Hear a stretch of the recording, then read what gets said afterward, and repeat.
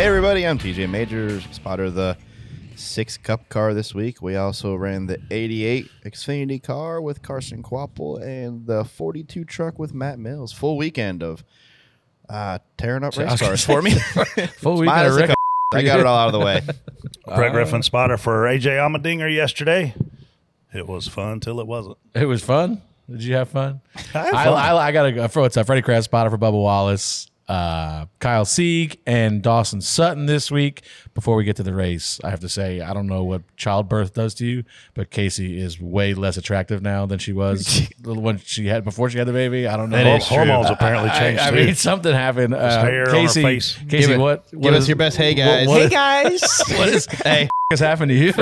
Freddie. Sup. Casey boat. Casey boat. Looking good, Casey. Andrew, thanks for the last minute fill in. Andrew Kurland, I got the call about 20 minutes ago, so Yeah. I'm fully ready for this. I'm sorry that I put in the group chat that I have a cough because obviously that scared her off. Yeah, possibly. Anyway, Usually it scares TJ off. usually I'm a little further away than normal. If you didn't notice. Wait a minute. Did you do that on purpose for him, or were you trying to get them both out of here? Well, that's a strategy for the future. Next time I will give I'll give an hour and a half notice. We'll lose them both. Just don't say anything. TJ just didn't look in the group me this morning, or else he wouldn't have been here either. One of the things I got a kick out of yesterday was, we'll talk about how the race plays out, but there's one point yesterday when I look up there and Brett's blocking every lane and getting runs. I saw that. And I look and he's the only one running 100% throttle. I was having fun. Like they were up there running their ass off, and I'm like, oh man, they're having a blast, and we're just back here 60% throttle, just cruising around. I saw that. You look like Michael McDowell coming to the checker, dude. And you're like, and nobody's even trying, but you're up there like. That's why I had fun. It's fun. At least it's fun. I mean, it was fun, but then unfortunately, and that car was bright too, so it stood out. It would go from the top to the bottom. It was nice to have a car that didn't look like every other car out there. That was a pretty color of teal, I guess it was. Yeah, it stood out. It was a Strive car, and I tried to get a Strive racing hat to wear today because they actually look really cool, and apparently I'm not high enough on the pecking order for the Strive racing hat. You got to sit on the plane a little bit longer to get that. So I'm rocking the Spot Off for Cancer hat for October this coming up. So. They had to spend it on fuel. Your hat. Oh, that just brought me to a point. My baseball coach is probably going to win. What an idiot! At the end of this again. Last time it was somebody else's coach. Yeah. Well, we had some really good candidates this weekend for what an idiot. So he must be really an idiot. I mean, TJ. Hey, you lost by 6 1,000ths of a second. Was at the gap. That's still the third closest finish this year, though. Yeah. Do you the only question I really have for you, I like to pick on you a lot, but what's the thought process? I know you're coming to checker. You get clear of that top lane. Is there any thought of going up there and taking that lane away? Yes and no. Yes. I was kind of hinting to Brad to come up a little bit, but if you fade up, Ricky's not going to push you. Ricky's going to take his help. You got him in the 24 lined up. They're just going to go to the outside of you. And then you better hope you get back to the bottom fast enough to cover it so you get the push. And what push? Yeah, well, funny you say that. That's a loud laugh. I apologize. Yeah, funny you say that. If you think we were planning on just racing back to the line, but apparently others weren't. So who wasn't? Apparently our help. So who was your help? I don't know. Blue car behind us. Is that going to be in spot on? What emblem? No, it's not on spot on. We can talk about it now. The opposite of ours. Did it have an emblem on the hood? I'm going to give you an opportunity. A lot of squares in it. I'm going to give you an opportunity to not be a right here. That's what I'm going to do. No, it's a simple question. Did Kyle Larson lift before the start finish? Absolutely. Okay. Absolutely lifted before the start finish. I give TJ props. Did they? Was he you told to give TJ props? Yeah. I'm proud of him. Absolutely. For the first time ever. I mean, this is already posted on the internet. 300 episodes in. He was absolutely told not to help us. So, and he didn't. So, yes, that's absolutely true. But I mean, it's facts are facts. I mean, the witness and the jury have agreed. Is that wrong? I mean, is there guilty? That's you got to think. I don't know if you think that far ahead, but that's got to come into play. I'm racing side by side with a Chevy, and there's a Chevy behind me. do I have to do something different here because this guy's not going to push me? Because already we saw all the backlash come out of Daytona. Well, there was three of them. Retzlaff. I mean, no matter what lane we picked, I'm we just had one saying, but behind like us. that's just then you just try to be more aggressive, like blocking wise. You know what I mean? I would think, but to me, you're just getting to me when they're lined up like that. I've been in this situation before when those and was leading a race at Talladega with Joey, and we had like 5 of them lined up behind us, and we got the first one, but then the second one gets by. It was the one Chase Elliott won that race. We got Kurt. We stopped his run, but by the time you get done stopping his run, here come the rest of them. So I really feel like if we fade up too far, Kyle's just going to drive by in the bottom. Well, if you didn't wreck all the Fords on the caution before, you might have had some help. Yeah, apparently that's another thing too. There's a lot of. I mean, when you drove through the back of the 2, you What took is your out all your favorite term teammates. for all them people on the internet that think they know everything and before they even see the facts and look at what really happened, a replay, they're already on there tweeting it. What do you call that? Darfs. Okay. Yeah. So there's a handful of those. I'm sure Jay's picked some fine ones from Reaction Theater because Jay absolutely has nothing better in his nighttime than pick those out. So what is he supposed to do? You want to pick something? Bonding with the Darfs. Yeah, those are the best ones. that's actually a good bonding with them, huh, Jay? Yeah, no, Yeah. we go back and forth now. Yeah, The text line actually gets a fair number of texts every week, and so I go back and forth with those people, and it can be. You should just didn't bring even that know- up I and didn't let us even know read we it. had I a didn't know we text had a line. text Oh yeah, line. we have a text line. You can either call into the number, you can text the number. People text in pictures, songs. So you're all a sorts of pictures. stuff. What You're a kind Darf of, bonder. Wait a minute. What kind of pictures? All sorts of Whoa. pictures. G-rated. What the hell you got going on over there, Jay? What's going on over there? We'll meet the Darfs and Milfs after the show. The Darf Bonder, Jay. But yeah, that was I don't know. I thought we did everything we could do coming to the start finish line, pushing. We actually got ourselves clear. Brad's really good at timing things like that and getting clear and it just didn't materialize behind us like we thought it would or should, and that's it. I think you can make the argument maybe of that 100% rule, but I think Larson did everything he should have done. He pushed you all the way down the backstretch, trying to get you clear, hoping that you would go up there and open that bottom up for Yeah. him to have an opportunity to win the race. Once you don't move up there, it's kind of his job. He's already pretty much, I don't know if he clinched a spot, but he's got to be in really good points position. 3rd to 4th really doesn't make a difference to him because that's where he's going to. But does the winner really matter to him at that point? Because neither one of us are in the playoffs. Ricky, Yes. It matters to him when at 9 o'clock they told him to help a Chevrolet win. Yeah, I know, we and that's the and maybe you're probably more like this as well. When you go back to the old school days, like when those guys were racing, it was just you didn't know who you were going to match up with at the end, and sometimes like Your partner was your partner, and you would. and that was it. Like Yeah. I've lost a race there with Dale Jr. on a restart when Kevin Harvick's steering broke and got into Trevor Bayne. Oh, Is that what- is that I don't what- think well, that's steering. we were leading. that We the were way you wanna leading that call that? race. Yeah. We were leading that race, and Jeff Gordon, I think, was pushing Joey in the outside lane and pushed him. He had like 3 feet on us, and he was in front at the time of the caution, so he got the lead and the win from it. But like, I don't know. To me, we never really, if it worked out like that, but you were just trying to get as far forward as you can. Like you were trying to get, if we move up. I thought maybe when you get to the line, we slide up a little bit and Larson goes inside of us, like they always do. They always split at the line, kind of.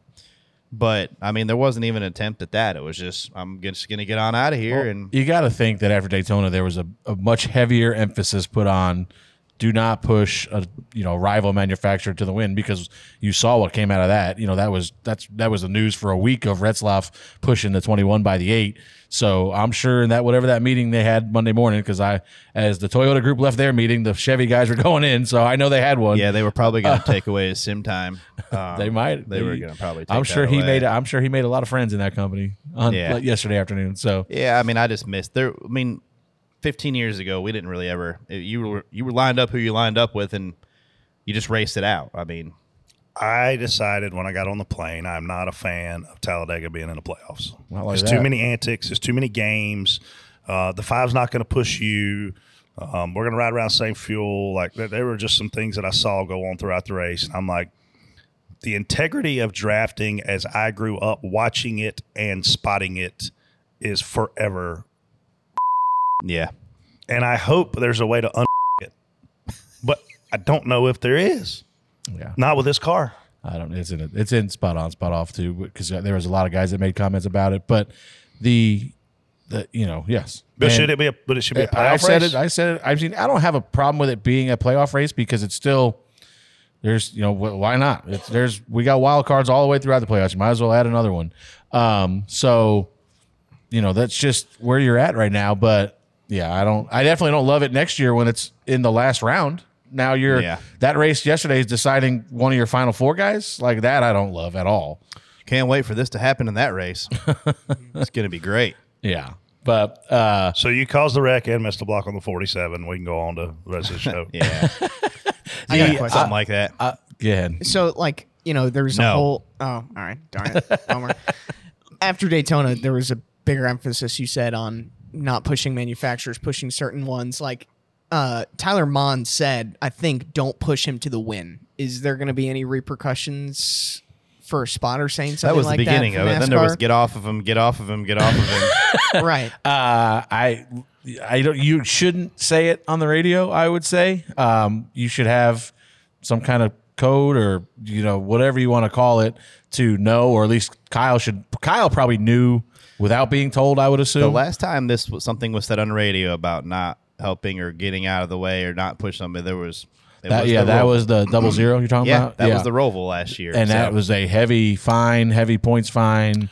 Bruh. But that's not going to happen here. Yeah, I don't 100%. think. No. I'm just saying you should, if you can avoid it, don't say that on the radio. Yeah, I mean that's stuff that I actually give Tyler Mond props because Kyle is in there, helmet on, heat of the moment, thinking I can win up until 50 yards from the start-finish line. This is Talladega. no, And then- you're more like 5 feet. And then he hears a voice say, "Don't push him to the win." And it's like, I got this.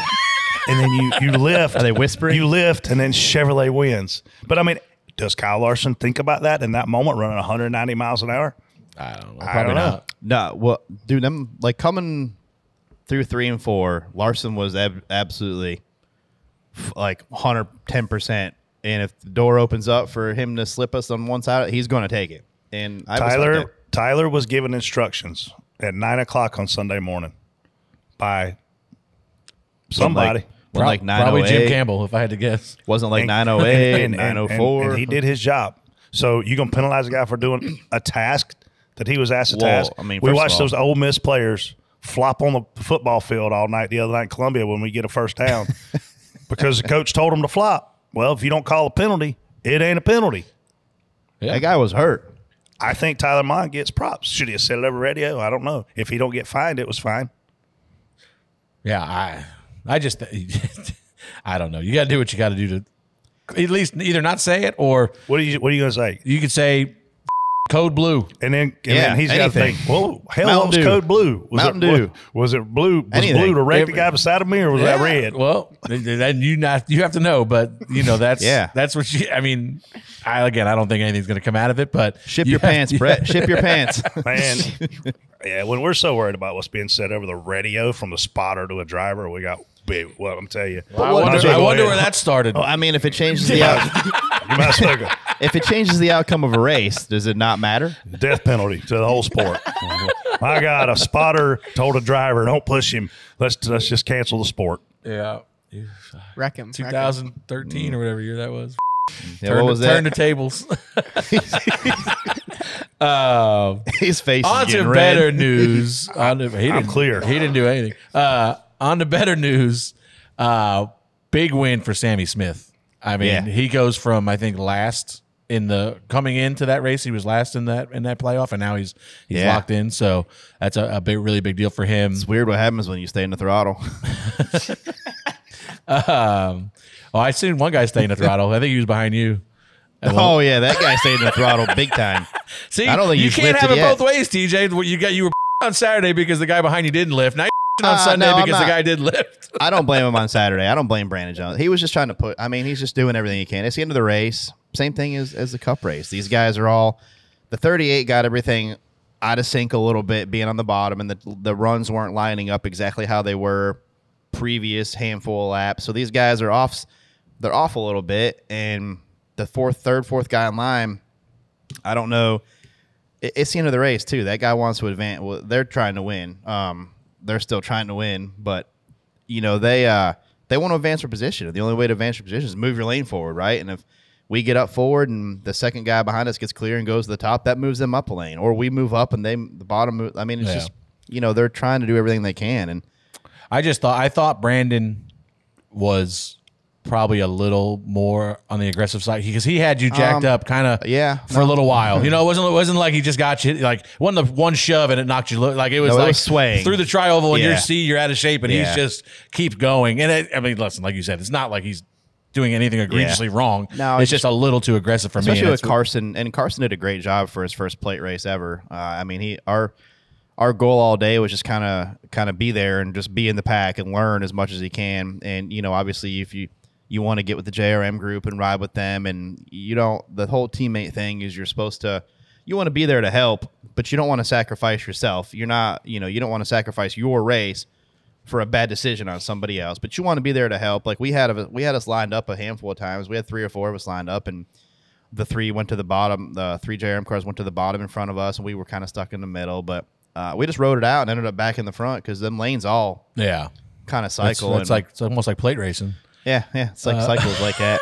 So I mean, but them ones actually move because they're going there's after stuff's it. happening. Yeah, there's racing. stuff going on. That's the downside of racing with your teammates, trying to get your teammates up, because I think that wreck wiped out at least 3 JRM cars. Right, it was you, the 9, the 7 got in that one. I think. Yeah, it did. So that's the we're really good at doing that at plate races. Hell, we can do it at Bristol. Well, it's just if you're all racing together and that hard, That that's what's going to happen. When it works out great. So one of you is wrecked, and then when one of you wrecks, usually it collects a couple of you at least. Which, by the way, Allgaier, not a great start to the round for him here, huh? Like now he's gone from probably championship favorite to got to be out now, right? I mean, I would assume it's -7. -7 with but just the Roval. Man, he's -7 with SVG behind him in points going into the Roval. That's not a very comfortable He's position. -7 with AJ Allmendinger in front of him going into the Roval. And you got to think -7 is to the cut line. That cut line could move. Well, whoever's what's the in front of that? Riley Herbst. Riley Herbst is +20. So, I mean, that +7 might not even matter. Honestly, If Well, SVG wins, it's the Roval, though. You got to think Roval, Xfinity, all those guys go for points stage 1. Yeah. So, because you never know what could happen, right? If Riley Herbst were to have a mechanical issue in stage 1, Spin out, something. spin out with 5 to go, whatever, man. Like, there's an opportunity to gain a lot of points if you get stage points. Justin's not out of it by any means. He's right there. He's not out of it, but he's going to have a great strategy. So what do they have left? The Roval. That's it. And then it turns into the next round. So, yeah, I mean, but, JRM's had fast cars at road courses. So, if Justin, I mean, he knows what he's doing. I think Justin can go there and still transfer if he goes and has a solid race. He has the most pressure of anybody in this race. Oh, 1,000%. I've seen Justin race, under pressure before, though. Like, I know you're on JRM payroll, TJ. How many coughs is that? God almighty. 4 or 5. He's at No, 4. no, You're that at was 2. we're higher than that. We're like My Dinner second time. one was a Nah. fake making in front of him It coughing. still counts. It still counts. The best part is Sorry. he started the show by saying it's way better now. It is bad. Well, I think Brett jinxed it. Just keep But, coughing. We'll get that cough button yeah. for next You year. want me to breathe on you with this cough drop I got? Be quiet. What do you call what do we call It's it? called The Darf. The Darf. Oh, you forgot your nickname already. Darf bonding. Yeah, whatever. Where do we leave off in BS? I don't know. Oh, I don't. Talk about the lawsuit now. What? So Andrew, Oh, yeah. What? What lawsuit? 3, 4, 5. Oh my God! Jeez. Do all these Oh, count? it's terrible. I got to leave. Do I add a Freddie? I'm sick. So let me tell you, I do have an opinion this week. I hope we run great these next 5 races. So does Jim France. Here's what I'll say about the lawsuit. Yeah. And then, Andrew, if you've got any questions, I'll be happy to answer them. Sure. Perfect. I was not surprised the lawsuit came because we were hearing for 2 weeks that it was coming. I was surprised that Jim France was named in the lawsuit because that opens up, him potentially, personally, to having to be deposed and divulge a lot of information about his personal life. I think that there's a misconception in the media that was put there by some of the media members that a lot of the owners in the garage were, quote, fine with this deal.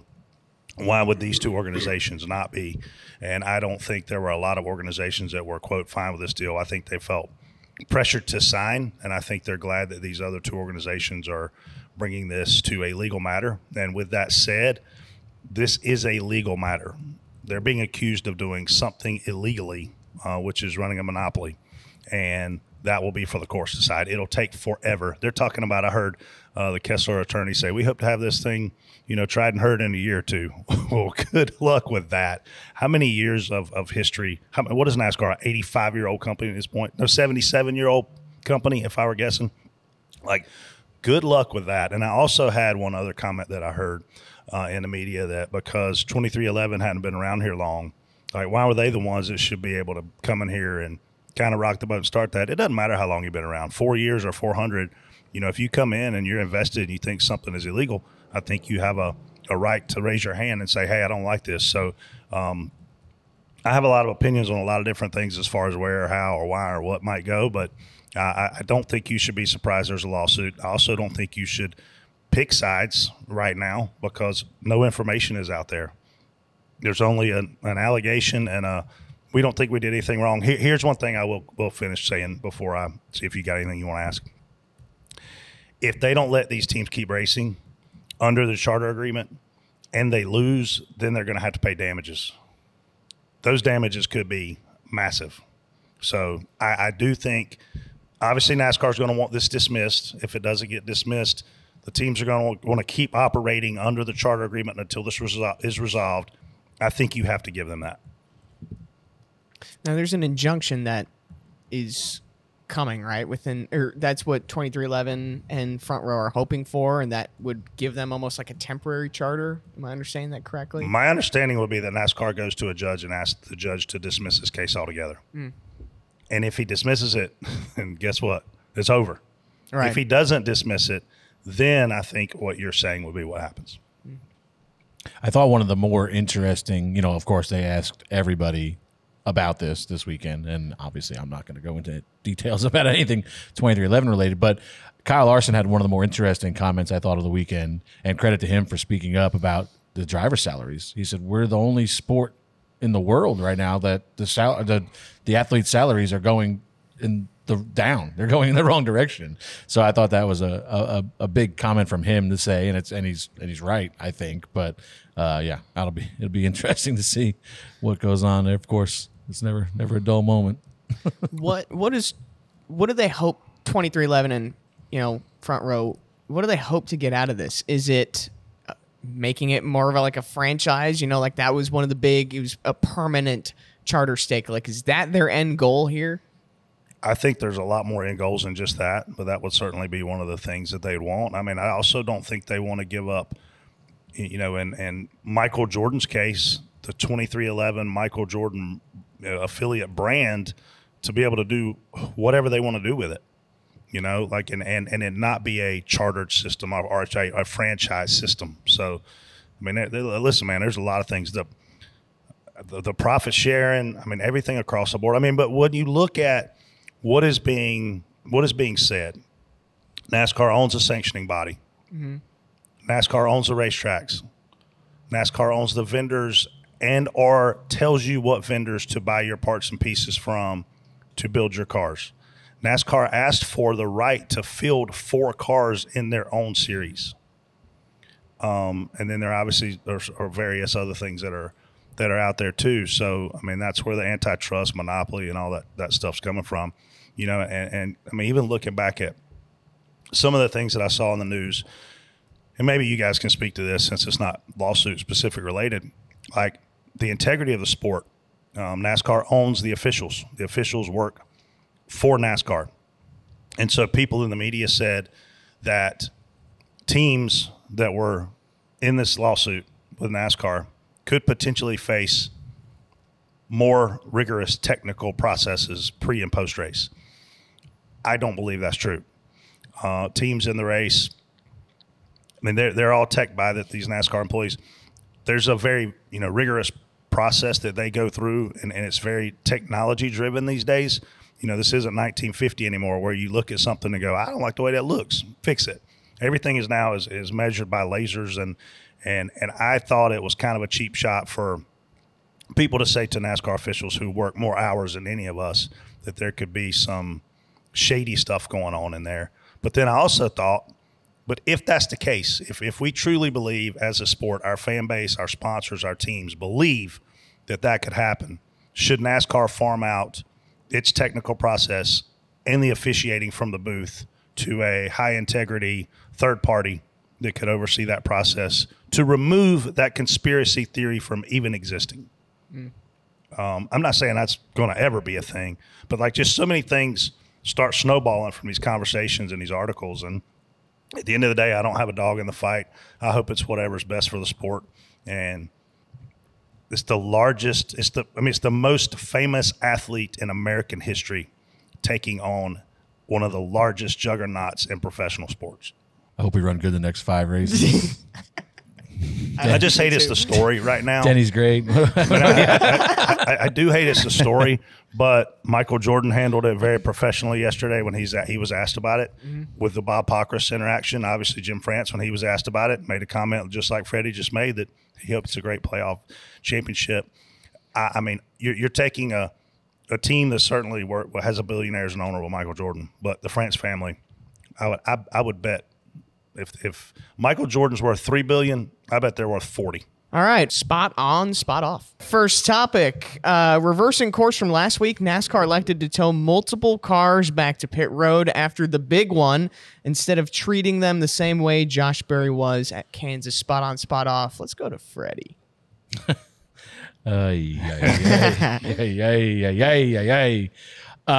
Spot off, obviously. Listen, I don't know. You can't come out last week, and like they came out last week, and I think you can. that they knew they screwed up last week. I think that they probably reached out to Josh and Rodney and said they probably screwed up last week, but they called it by the letter of the law. And I believe they made a comment like, we're going to look at this in the offseason and maybe adjust it.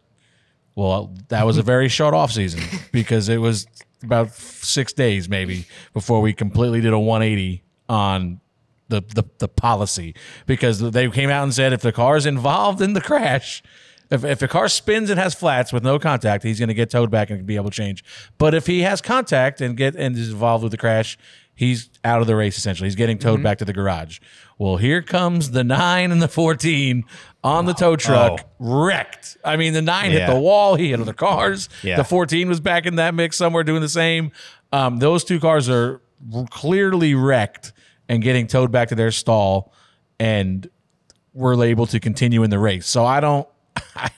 The end of the day, the fundamental problem is the car, because it's not so much the policy for me, it's the car. Because if the car could move when you have flat tires, we wouldn't have this problem. There wouldn't be 25 cars sitting on the apron over there stuck because they're all beached on the ground because they got flat tires. So the main concern we should be focusing on, instead of changing the policy, is trying to figure out how to get these cars off the ground so what they can still move and we don't have this problem. But, you know, it was just to see that happen, and I'll let these guys go because I can go on forever about this, but to see that 9 and the 14 coming down pit road wrecked with a lot, I shouldn't say wrecked because they continued on, but they had a ton of damage, and they were able to continue on when the guy with 4 flats last week was out of the race was ridiculous. I'm kind of in the same boat. They towed a lot of wrecked race cars to pit road, and Did they? They didn't tow mine. shouldn't have wrecked as hard. You should have started the wreck. I didn't. You hit the 2 wrecked. I got hit first. What's there? What now? You didn't wreck. You almost won the race. All right, DV. Guy who starts it never gets in the wreck. Fair. That's not really. That's usually true. Sometimes. Your history doesn't speak well for causing wrecks. Yeah, well, my history. I ain't gonna. I'm wasting my time. TJ, you were spot off. Yeah, us I mean, back you on can't track. do a 180. So, I mean, you can't go back on it, and I do think Josh and him, you know, and I think it will get fixed. I think they'll, you know, we got to find They something. fixed it I yesterday. was going to say, they just fixed it. Well, I think there's even more ways, like Freddie was saying. Maybe we can do stuff to the cars still or find ways to get them up where they can drive back. I heard. How about you just realize this DVP clock isn't good for these cars? I also heard Joey say maybe they can find an interliner for the tire. I don't know if that's possible. We said that last week. But I'm just saying there's avenues we can explore more in depth, and I'm sure they already have. I'm sure they're looking at it. So, held it in. It's a That was a pump fake to a cough, and you Good fell for Lord. it. All of you. I assume you're spot on for all this. So. I am spot off for the fact that after you up last week, you didn't come out this week and tell us what you're going to do to fix it. Instead, we just sat there and watched you tow 2 playoff cars back, one of which is the golden child to number 9, and open up a whole nother can of worms around here. So, I mean, if you're a fan, this is literally like WWE at 200 miles an hour. It's just nonstop rule changes, and that's okay because we know how quick we love to make a rule, but at least come out and publicly say what transpired following last week for you to get to the point to make it better for this week. You made it better for this week. You did it right this week, but we're all going, what changed? Why the 9? Like we're controlling the narrative because unfortunately it wasn't controlled on Thursday afternoon. And I say that because on Friday I didn't even know there was a race at the racetrack. That's another. well, that's because you don't like truck racing. I love truck racing. You should spot it. No, I don't love it that much. One of my biggest problems I kind of brought up last week is, they were talking about, which the next topic is going to be even more ridiculous, but why are we doing this? And they're trying to figure the spotter official was like, oh, they're trying to figure out who was actually involved in the wreck and who wasn't. And I said, there's 40 cars back there involved in the wreck. Everybody is. But one of my things is like, if this is going to be the process moving forward, I don't think you should have guys in the booth trying to determine if a race car on the backstretch, especially at Talladega or Kansas last week, is damaged. You know what I mean? There should be somebody in that tow truck or in the chase vehicle that is, well versed in the engineering or the mechanics of the car. Sounds like a great job for David Green. Yeah, perfect guy for that. You know what I mean? Like he's been a driver. Yes, he's been in the safety in the garage. He's held numerous positions within corporate NASCAR inside of that garage. Put him in a chase vehicle. Yeah, and he can go out there and go, all right, this car, the 4 car has 4 flat tires. He doesn't have a bit of damage. Tow him back, let him change. Tow him back. The 9 has been in the wreck. He's got damage. He's out. But now they're trying to do it from the booth. What's Talladega, half mile away? So what do you do with like The Blaney? booth? Hell, they can't even see them from the booth. That's what I'm saying. I couldn't see the cars. Oh, yeah, on the apron? Yeah. We were higher than they were, and I couldn't see the cars. What do you do with like a Blaney at the Glen though? You know what I mean? Where you can't really visibly see anything. Well, that's where you got David Green. David Green goes out there and he can see the steering's broken. If the car's wrecked, I don't know if they can see damaged. that until they got Well, under the hood. the wheel, for that. But if you look at it, you can pick the hood up. I don't think Blaney's hood. Yeah, I mean, I'm just saying if you pick the David Green, can pick the hood up. He's capable of that. And going. One thing that I wrecked. saw yesterday is the first car that I saw them hook up was the 41, and he was out of his car. Yeah, why are you hooking the guys up that are out? Yes, first? I mean, get the guys that have flat tires first. But you go back to that deal about guys making calls from the booth. There's another can of worms that happened yesterday with this 47 car that didn't get talked about a lot. With his door foam was missing. And the 2 hits him in the door. There's a gaping hole in the door, and there's door foam is missing. You can see it very clear in some of the pictures. And I believe the rule is, that's a safety. You're supposed to come down and replace the door foam, or if you can't put door foam in, then you're out of the race. Yeah, we should take him out now. And then I know Elton in his post race comment said that they didn't even. He was asked about it, and they didn't. He said that we didn't even notice. So now the leader of the race has got a safety issue with his car, and that goes unnoticed. So it's just I don't. Well, we did such a good job that we got that. We wanted to hit him in the door. Right I mean, we needed to get him out of there, so we got his foam. And I don't know what the wording is there. I don't think Ricky and him did anything wrong, which I don't think anybody's going to voluntarily pit in that situation. But here's my issue, and then I know this segues into the next topic. We got caught up in the big wreck. We got run over from behind. AJ thought maybe it was a 31. I don't know how that could have happened because he was on his brakes so fast. But if he hit you and the other guy, he hit me in the back, and then he also went on to hit the leader. That's how. Yeah. But anyway, here's my issue. We're in the wreck. Our car does have some damage, but our biggest problem is we have flat tires. We needed to be pushed out of the grass. They went under red for however many minutes. Then they went under yellow for however many minutes. The pace car passed us twice before we finally got pushed out of grass. I went down there to Saco and I said, I need to push out of the grass. As soon as the wreck had ended and all the people had calmed down up there, you know, because we get fired up, calmly walked over there. He said, they're going to give you one push, and if you can steer it, you get to drive it back. That happened about 27 minutes later. So why do I lose 2 laps with a car that would have finished on the lead lap when other cars got brought back? I want equal opportunity to finish my race as just as much as the people who got pushed out and towed back well before me. So once you go red, and this is the last thing I'm going to say, once you go red, give everybody a chance to come home, whether that's come home to the garage or come home to their pit stop, and then go back yellow. Yes. Yeah, and everyone should be to the same spot. And that goes back to the same still goes back to the car. You know, that you get pulled out of the grass and you're still stuck there because of your flat tires. You know, you should 3 laps at Talladega under caution 10 minutes forever. You know? It's 10 minutes. So, you know, but yeah, we'll, Andrew, move on to the next one because it leads right into it. Yes. Yeah. And by the way, I think that was the biggest wreck in history. 28 cars, I think, officially deemed involved. Congratulations, TJ, for starting that. Next topic. NASCAR chose to go back to yellow flag conditions, but did not put the field in motion. Several teams expressed confusion and frustration with how everything was handled, with Logano calling it, quote, a disaster, and Briscoe saying, I have never seen a more disorganized deal in my life. Spot on, spot off. TJ. I didn't know what was going on. We're close. Why on would fuel. you? It's never happened before. We're close on fuel, and they're like, all right, just, you know, display the yellow. And I'm like, all right, well, we're getting ready to roll here, but we're not rolling, and we're close on fuel. Like, we have enough for 1 green, white checker and no more. So we don't want to burn any extra fuel. And it was a while. Like, I don't know how many minutes it was. It was minutes. It wasn't seconds. You know, it was minutes for sure.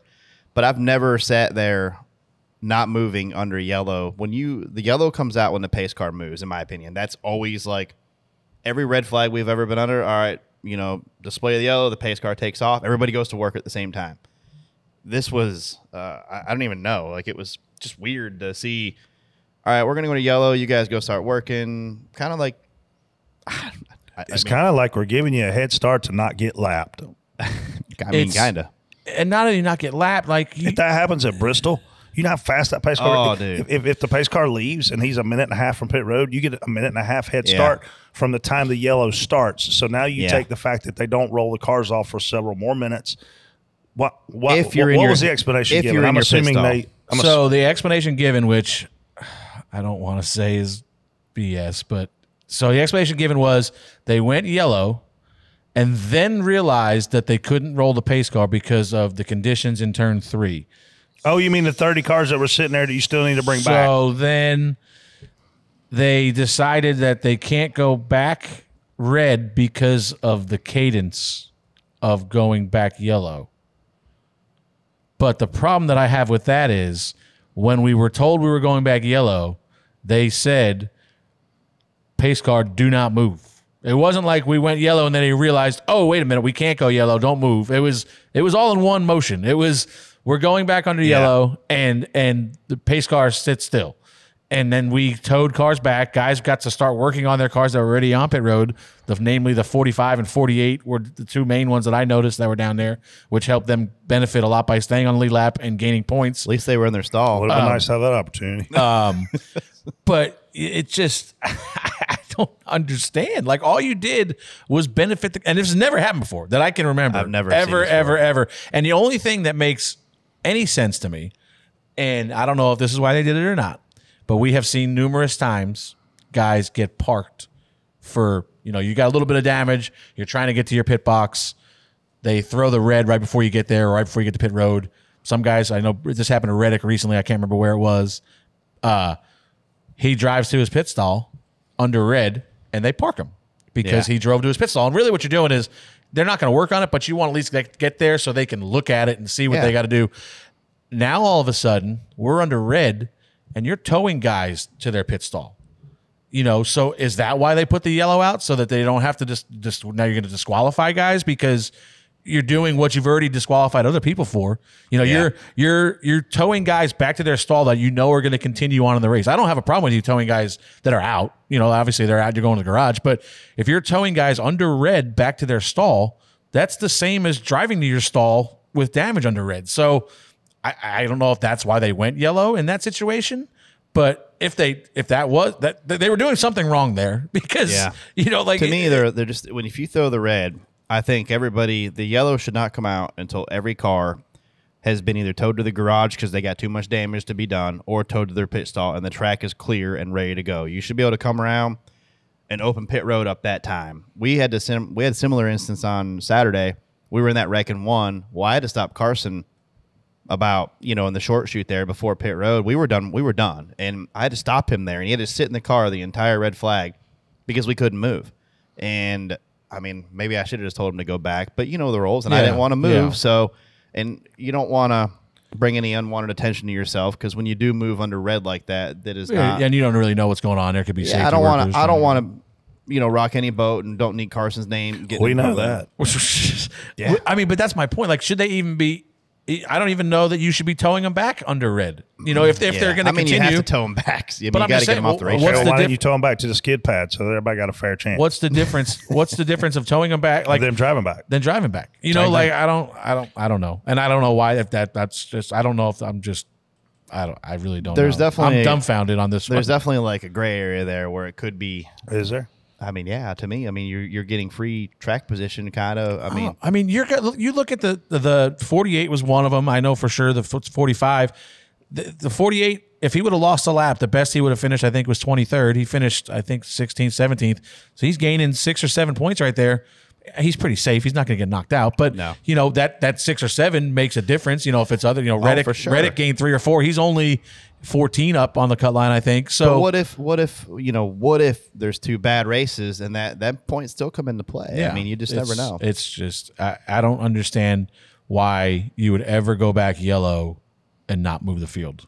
Like, I don't know why. Chris Lambert almost had a heart attack. He was upset. He was trying to get on the show today. I think we did him a favor by not letting him come. Yeah, he was pretty ill there for a little bit. Every time That's I walked the second by, maddest I've seen, and the maddest I saw him was at you that time. well, he wasn't even really That mad. track. He wasn't even really mad at me at Was that it the point. same track? Yeah, it was Yeah, I it was can't the let same Lambert go back there. Yeah, Lambert was mad yesterday. That might. He was. I mean, he was not wrong. I mean, it's. What are we doing?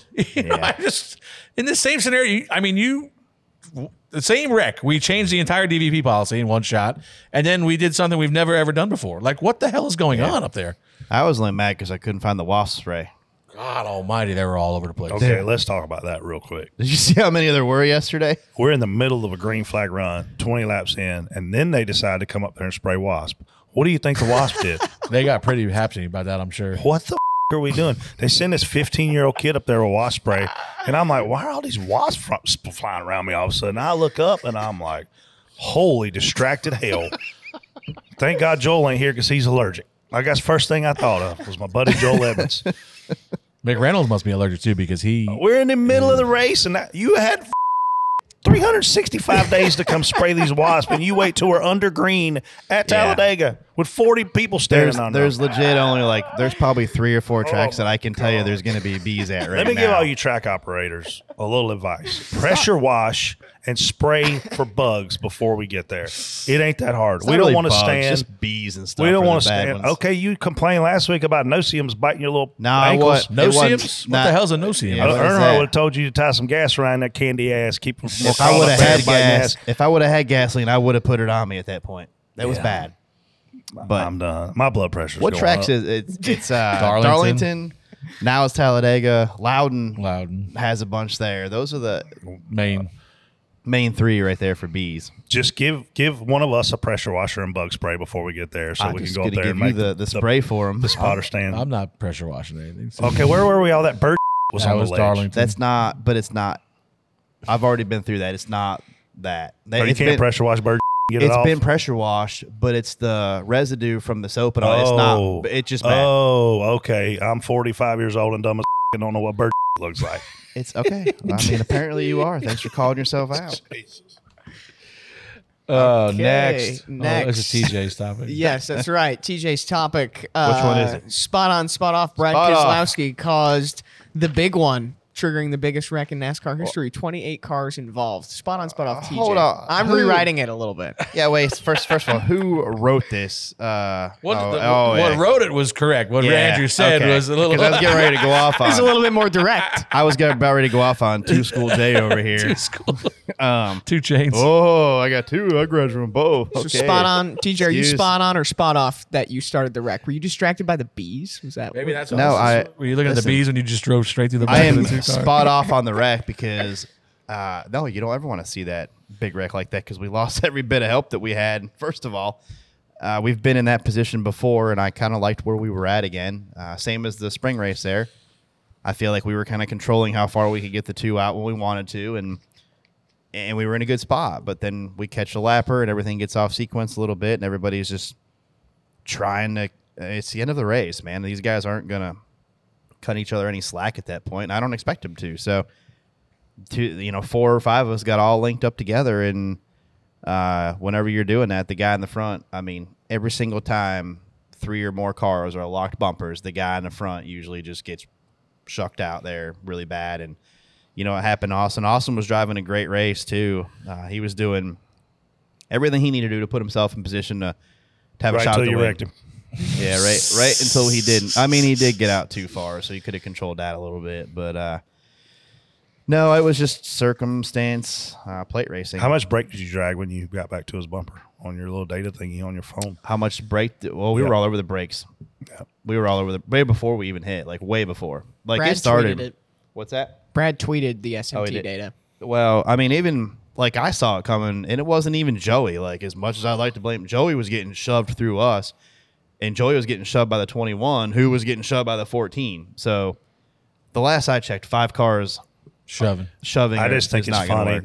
There is some humor in this because Doug's a good friend of mine, and after the According to Doug, we do it every week. after the Daytona race, he was about me driving through somebody, which when you're coming to the white flag or checker, guess what you ain't gonna say? Lift, man. Well, I guess yeah. well, now Don't we drive do. through him. Never mind, Tyler Mond said lift. But I mean, this is the product. This is maybe the only thing that you just watch these runs the entire race, and you watch these guys get hit so hard, and you're like, man, they need a mouthpiece in. They're going to get whiplash in there. They're getting hit so hard.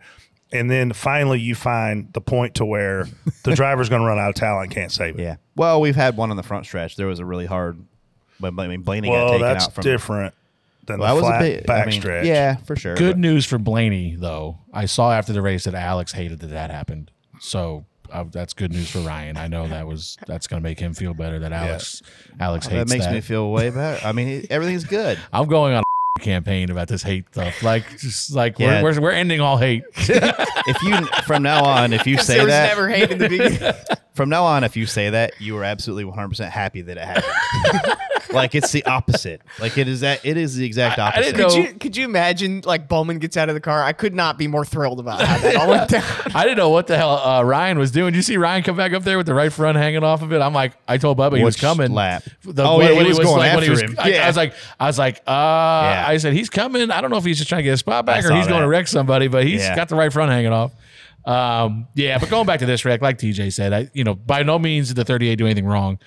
He just rode to the bottom, and I think that kind of split that lineup and got the two a little too far out there. And But when you go back to a car getting lapped, I'm going to save that for my second. I'm not talking about Suarez.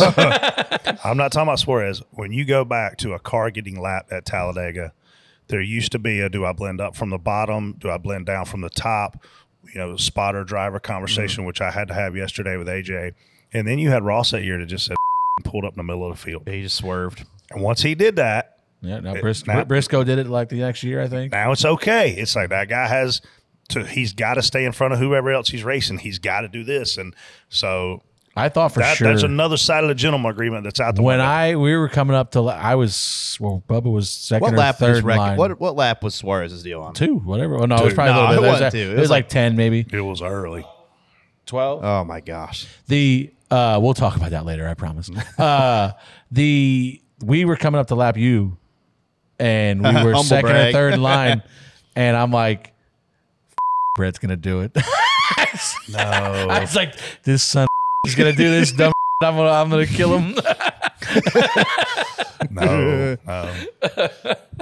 That's all I could think about the whole time. I'm like, Here we go. There is a play for this move at certain points in the race, like whenever you do need to stay on the lead lap and stuff. But like, and we're going to talk about the first one there later. I think you have to do it. I think if you're desperate, you have to do it. Yeah. If you're not desperate, it's dumb. And that's what we'll get to later. But yeah, this wreck here, I think just plate racing, and I think we all can agree it's TJ's fault. So 100%. Especially all these people that Brett calls just Darfs on Twitter and stuff. I got tagged in so many. Oh, Can't my wait for you God. to tell TJ he sucks. I was like, I got it. But TJ, you suck, by the way. I really hate it for TJ that he's getting all this hate. I mean, it's fine. Hasn't got this much hate since he spotted for Joey. I know. I have not. My timeline. And Joey did this. Nothing fills my It's full timeline circle. like that day. Like the hate messages that I got. I got deal with "you're dead Chase." to me" messages from people. Like, it was great. Was that Bristol? That you were never alive to. Yeah, pretty much. Yeah. Sorry for sending some of those, TJ. Dude, you were like 4 when that happened. So All right, just last spot on, spot off. you were putting diesel and gasoline cars at that That's point right. in your life. I still like to do that. After the race, Denny Hamlin's crew chief Chris Gabehart said, Chris Gabehart, sup. With Gen 7 Speedway Racing, I just don't see any greatness. Once you get all lined up, you're just stuck. If we want driver racing discipline to matter at these tracks, we have to do something. Spot on, spot off. Let's go to Brett. I agree with him. You know, when you look at the move yesterday where TJ doesn't get up to block the top, in the old days with the old cars, we're never getting past. Even with the alliances, you want to get that lead because you know I can get up right here, and when the bottom comes back, I can get down, I can fade a line. So many opportunities, much like the Xfinity Series is even still today, for the driver to showcase his skill and the team to showcase their ability to beat speed in a race car, whether that be the motor department, the aero department, or whatever. So I side with Gabe Hart, and I agree something has to be done.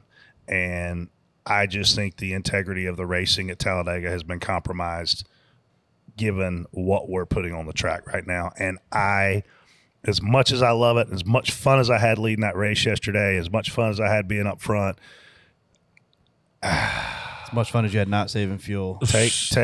well, yeah, like that's way more fun than riding around. And because, I mean, once you guys got 2x2 after the big wreck, there were 4 or 5 of us that consistently tried to get that top lane to form, and we could not get more than a row or 2, and then it would completely die. And nobody else on the top lane was willing to pull up to give it a go with the Toyota cars that were around us, or even somebody that was up there like 5th or 6th on the top to make potentially, I don't know, create a vacuum to bring us to him. We were 4 wide yesterday, more than I've ever been my entire life. Running 70% throttle. If that. The leaders, like some guys, like we were trying to actually get to the front a few times. I think Eric Jones, when he started that stuff with a 4 wide deal going, I think he was digging. But once everybody was like, oh, we'll block this lane, once they fill the lane.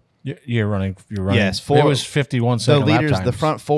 the front 2 rows of the 4 wide could save a little bit of fuel. It was impressive to me for 2 laps, and then I thought I was watching a pre-race Eldora parade lap. So Corey LaJoy, then a couple of the guys started figuring out how to get 5 wide in where the doors were opening up a lane up off the bottom into the tri-oval and up against the wall right on the entry to the tri-oval. You've been around here long enough to know if we were 4 wide at Talladega, balls to the wall, that second lane from the top is going to have no air on it. They're going to be loose as crap, and they're going to get out of the throttle. Well, yeah, there's definitely more handling issues before now. We don't have any. No, we don't have them. But I'm spot on for Gabe Hart's comments here. He's absolutely right. There used to be, and Freddie probably has been a part of some of it, but me and Brett have probably seen a lot of it in the early days there. Just the craft of plate racing.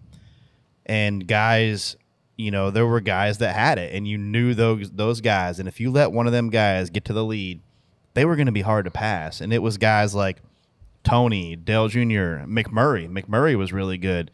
Brad, Joey. When those guys got to the lead, man, it was like you had to really work to get around them. And it didn't matter if I was in a Ford, you were in a Chevy. We were going to work together to try to get around this guy at some point. It took 2 or 3 of us to do it. And even it pains me to say this, but Denny. I mean, Denny's one of them guys that has learned that craft, and he is. If you put the handling and all that back into these cars, you're going to see these guys. These are the guys that you're going to see in the front. Daytona 500 is the 6th race on the schedule from right now. What do you do? I don't know. Aside from starting over from scratch with a different car, I don't know what to do. And you hear, like you named the guys you mentioned, Joey Logano yesterday saying, I didn't have any fun today at all. I was just, you're stuck. Yeah. Danny Hamlin last week on his show says, everything I learned from Tony Stewart and Dale Jr. back in the day is completely useless now. And my problem is, sure, 4 wide looks impressive. And it is impressive. For even at half throttle, yes. To be out there running around 4 is not easy by any means. But it's easier than when you're running wide open back in the day. But my only problem is, that's great. We can make it look impressive when nobody really cares. But when we're trying to race, at the end of the race, it's 2x2. You can't get a third lane going. And there's no excitement whatsoever. It's just whoever can get their lane, to push at the right time down the backstretch or into 3 and 4.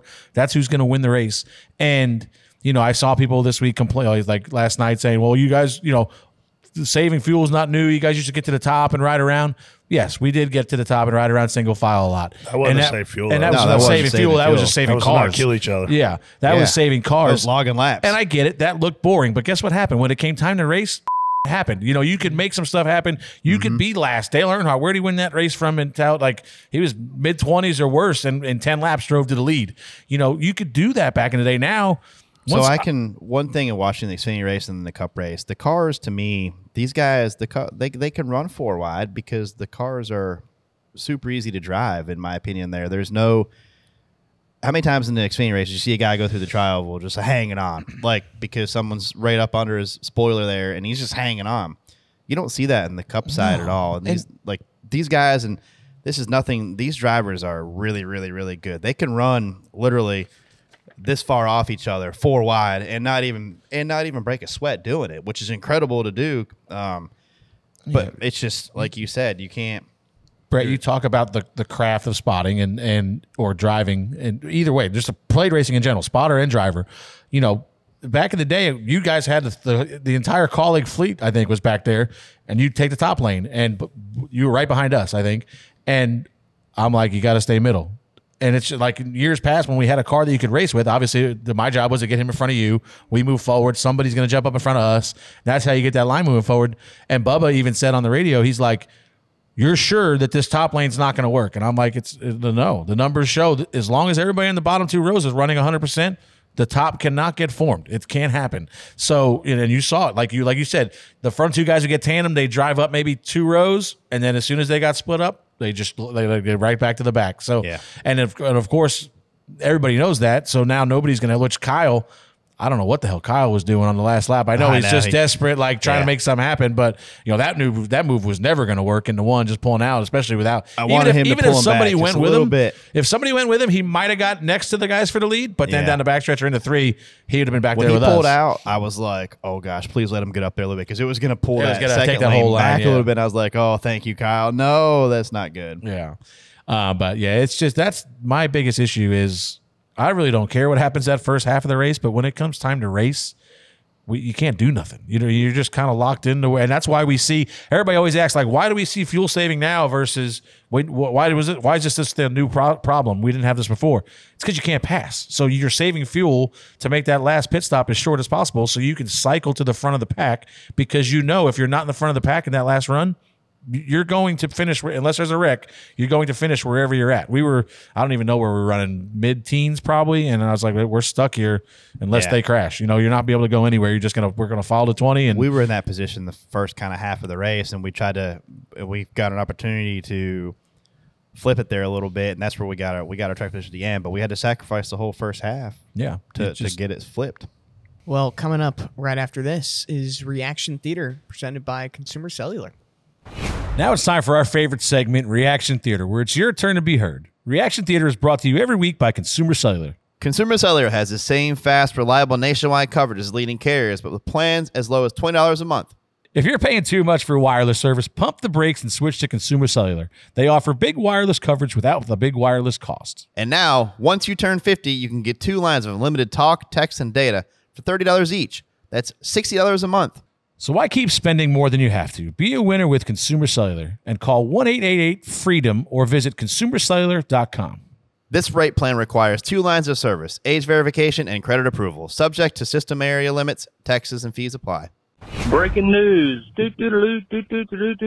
Brad Keselowski wrecks the whole field in an aggressive push at a super speedway. We've never seen that before. Breaking news, Let me hear Darth you number smack 1. your lips to that one, TJ, you stupid idiot. Hey, new intro this week, TJ. You have to change it up. TJ Major, spotter for the Bulldozer 6 Cup car. Typical Brad, plowing through people. Way to wreck the entire field.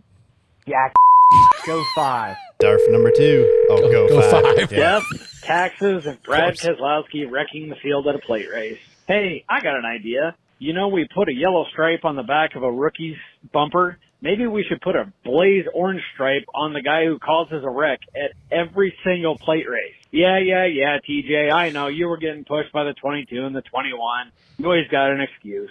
Holla. Holla. Is that you? Is that you? Did we cause the first Damn plate it, wreck at TJ. the spring TJ, race that's the too? I evidence guess, presented man. against you. Do you have any defense?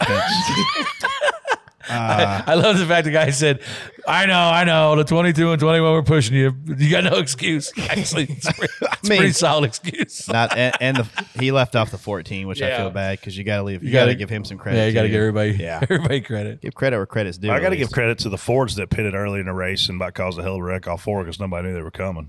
And that was awesome. Oh, yeah. First Don't wave down the back. Don't wave on the roof. Let's just try to have Is a this big your secret. first plate race with this car? Because I don't know if you know this or not. Nobody waves anymore. That's not true. Us, Barely. us down there in the Toyota camp, we wave.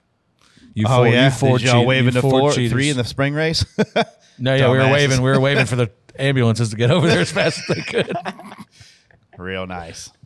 Yeah, I'm calling to report a cluster over in turn 3 here. We got people everywhere. They're scattering like ants. We got one guy, he's driving backwards. It's all over the place. I love it. You. Talladega. Did you see Bubba get up on the bank Yeah, a little bit when he was backing up? backwards. I was like, what the hell is he doing? But We lost visibility in that wreck very, very quickly. That was yeah. one of those where it was like, they're wrecking, did it? Well, I can't see. so I remember they built Yes, up that they built up campground the- over there. Yeah. Remember when the year but they not only that, though, the smoke oh and the yeah, dirt. the smoke. Oh, you can't see I nothing. told, but Bubba's giving me, but like I was watching the 38 car, make sure nothing happened. Of Yeah. course, that's when the wreck happens. And so I'm like late to call it. I'm just check up. I'm like, check up. I can't see is what I said, I think, because it was. But This is, historically, when they wreck like that, you are waiting for the calm of the post wreck to be able to say, okay, I see you, navigate here. And I was like, can't see the track, can't see the car. Crew chief's going, we in it? I'm like, probably. Yeah. There's a hurricane yeah. over there, but I have no idea. Yeah, and this is where we wrecked one time with Dale Jr. there. It's all over YouTube, I'm sure. But is the crew chief back then? You wanted the car back no matter what. You drove it back. I mean, that thing had 2 tires and 4 feet shorter on one end. They still drove it back to the stall, and the crew chief wanted to try to fix it. And we wrecked. We're sitting down there against the inside wall somewhere, and I can't see him. And I'm like, all right, we'll drive it back if you can. And of course, in typical Dale Jr. YouTube clip, he's like, are you effing serious? And I'm like, I don't know. I can't see you. I'm just telling you to drive it back if you can. Yeah. We were destroyed. So they but- built up that because it happened in You the can't truck see. race. I think it was on Friday. They have that campground built up where the campers, so like we can barely see the low lane on the racetrack, and I think it was the 2 truck got turned into 3 and was down there spinning. And I was Somewhere. telling Dawson, I was like, he's spinning. I don't know where he's at. Like I don't if he's getting ready to hook a right and come back up and wipe us all out. And Dawson did a good job of checking up. We unfortunately got run over from behind, but they're down. Once they get below that yellow line, we can't Who see didn't lift? anything.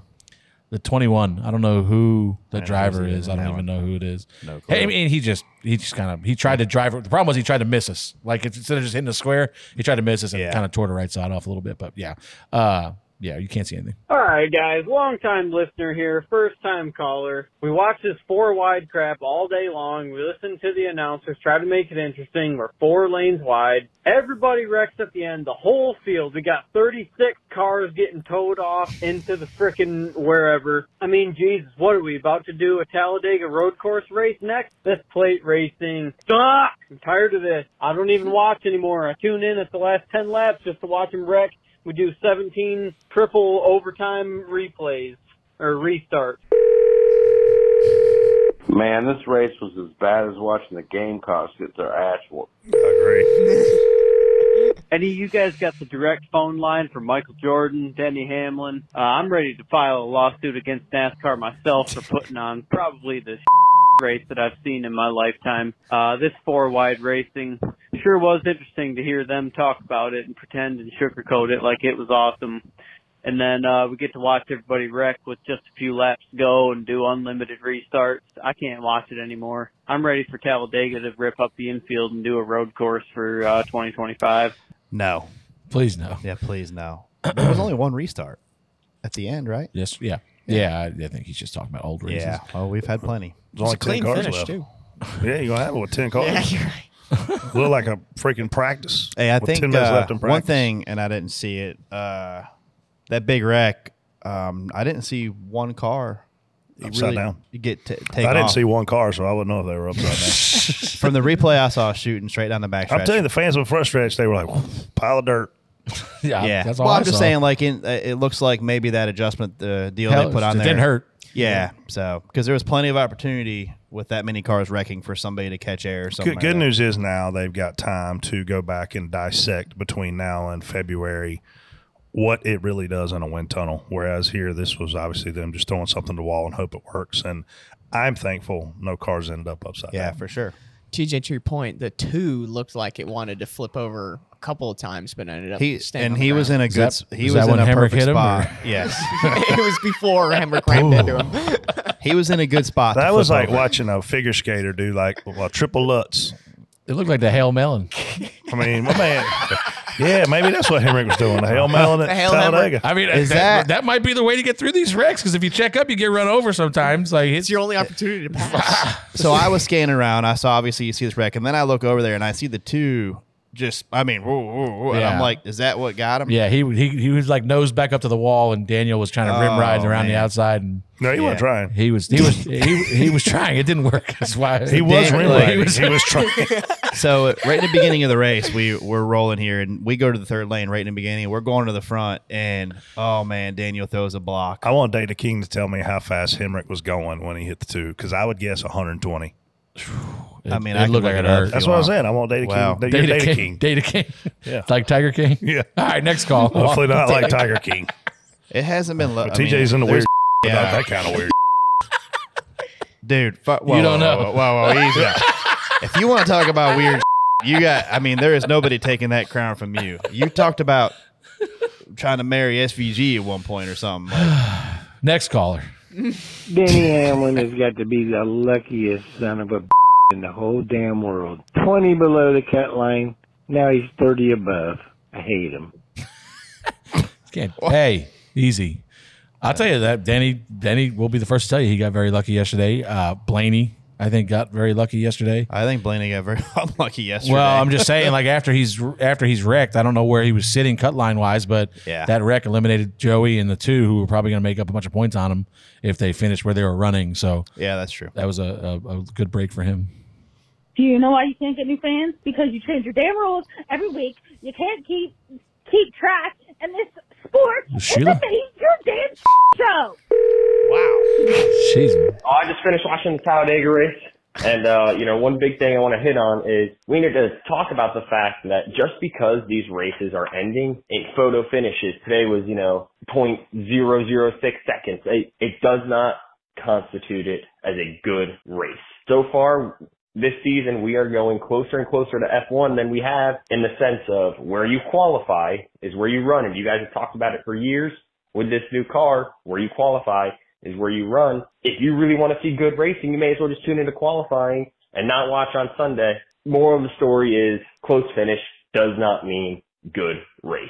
I agree, and I was surprised. I haven't looked updated, but when I voted on the Gluck poll this morning, it was 70-30 good race. That was surprising to me. I guess maybe the 4 wide. I don't think it was a bad race. I think 64% now.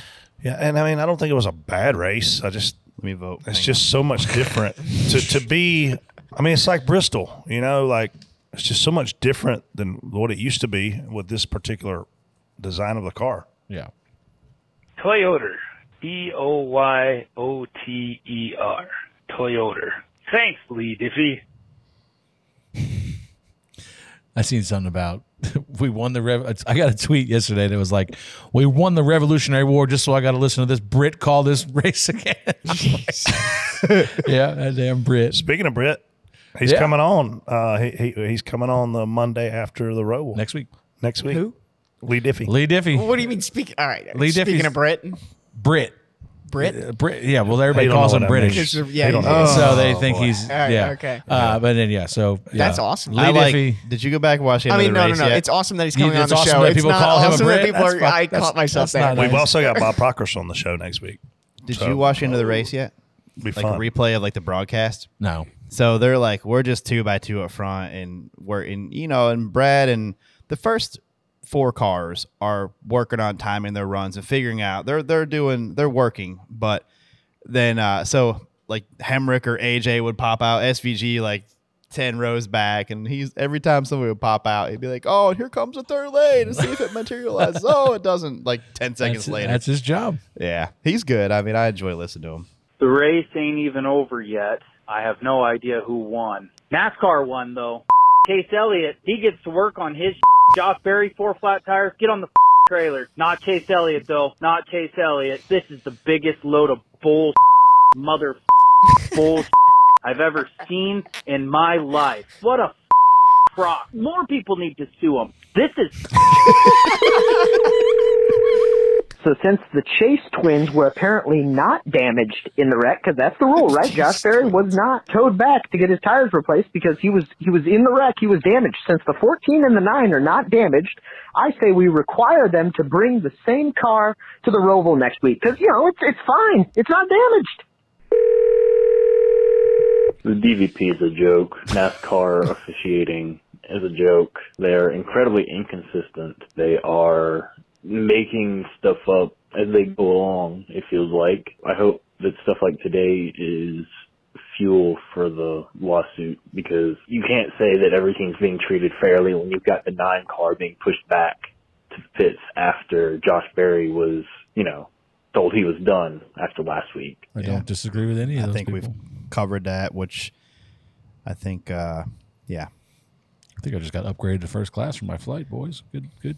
How much it costs you? Wow, you fly one time a year. Meg's got some status. She must have bought something. No, she's usually pretty good. Yeah, I kind of agree with all those people. Did Josh have a good Josh had the best interview I've ever seen. Oh my yesterday. gosh. Did you see that? Oh, that was. What was it? What did he say? He said something like, "Just surely they're not towing those guys back, right?" Or so. Like it was just I can't remember. Just sarcastic. He was just being Awesome very statement. sarcastic. That's awesome. Like it was great.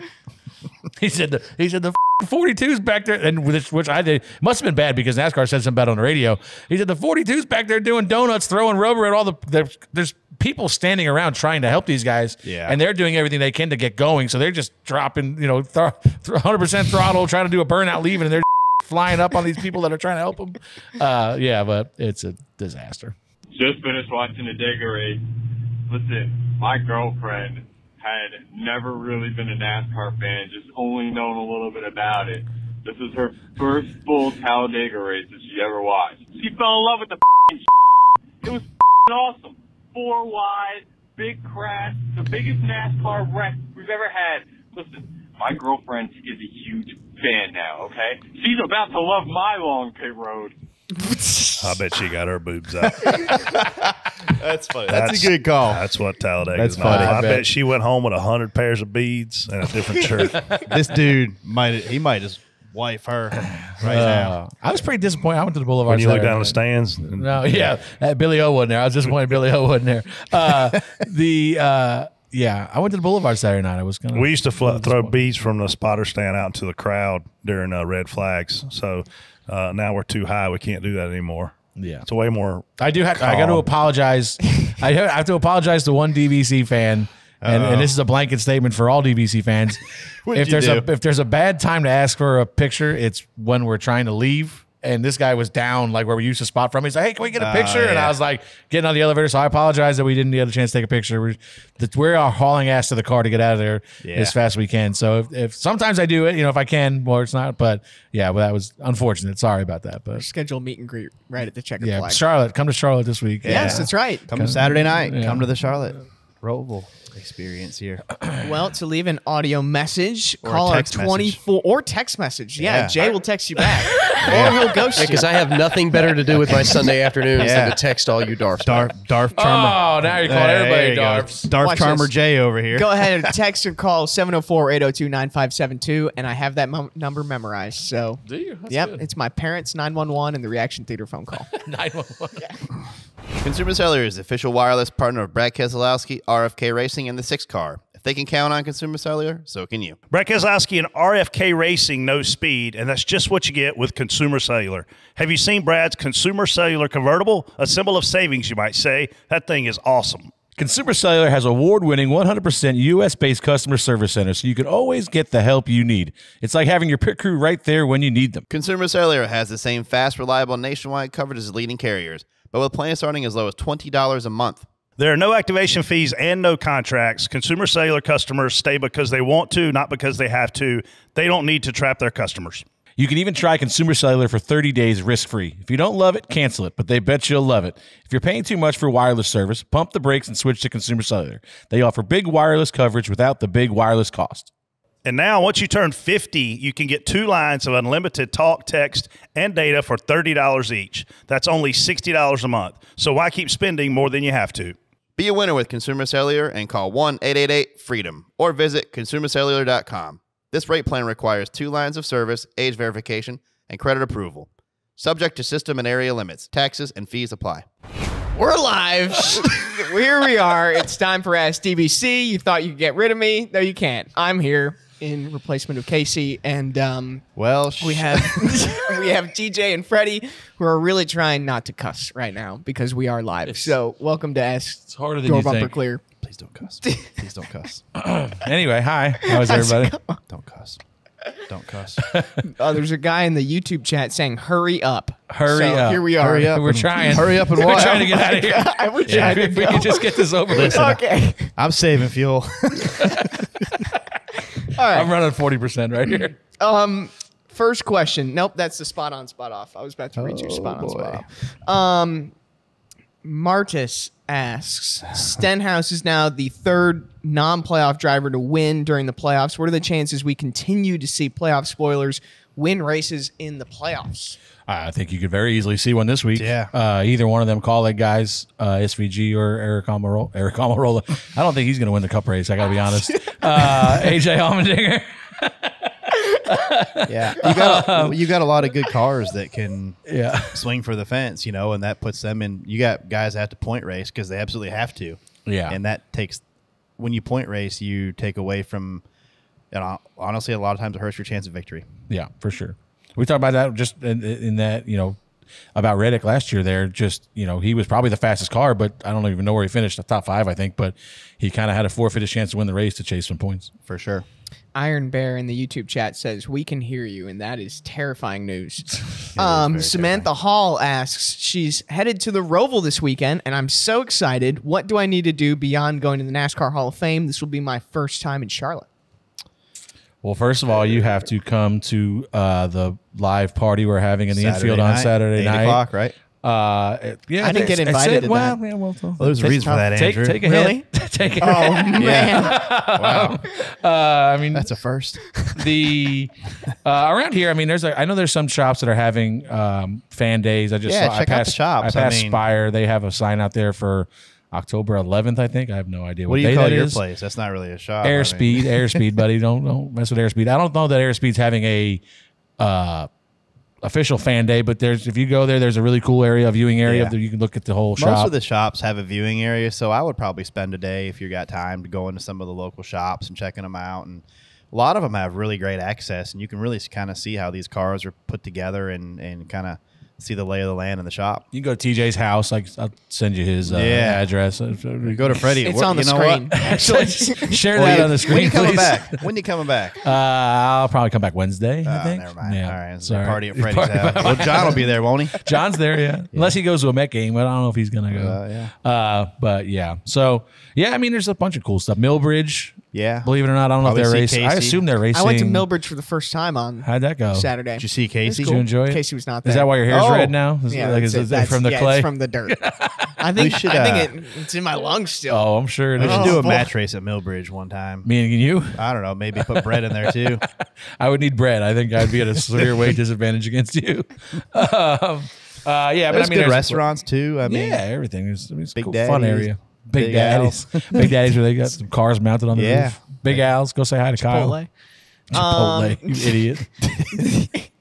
This next question, we've got 2 questions for TJ coming up. So here we go. Ready. Okay. Here we go. What this is going to be about. JBC wants to know if you also smack your lips while you spot too. I don't know. I mean, you got free. You can go listen to it on the NASCAR app.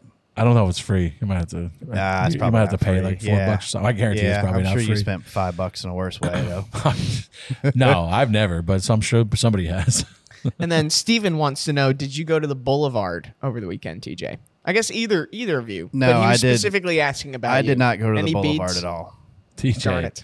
TJ, the only way TJ's gonna get to the Boulevard if it's on a video game. If he's got to if he's got to run a college football team down the Boulevard maybe or something. But speaking of that, we're playing the national championship tonight. Who you got? Who you playing against? Steven Steffen.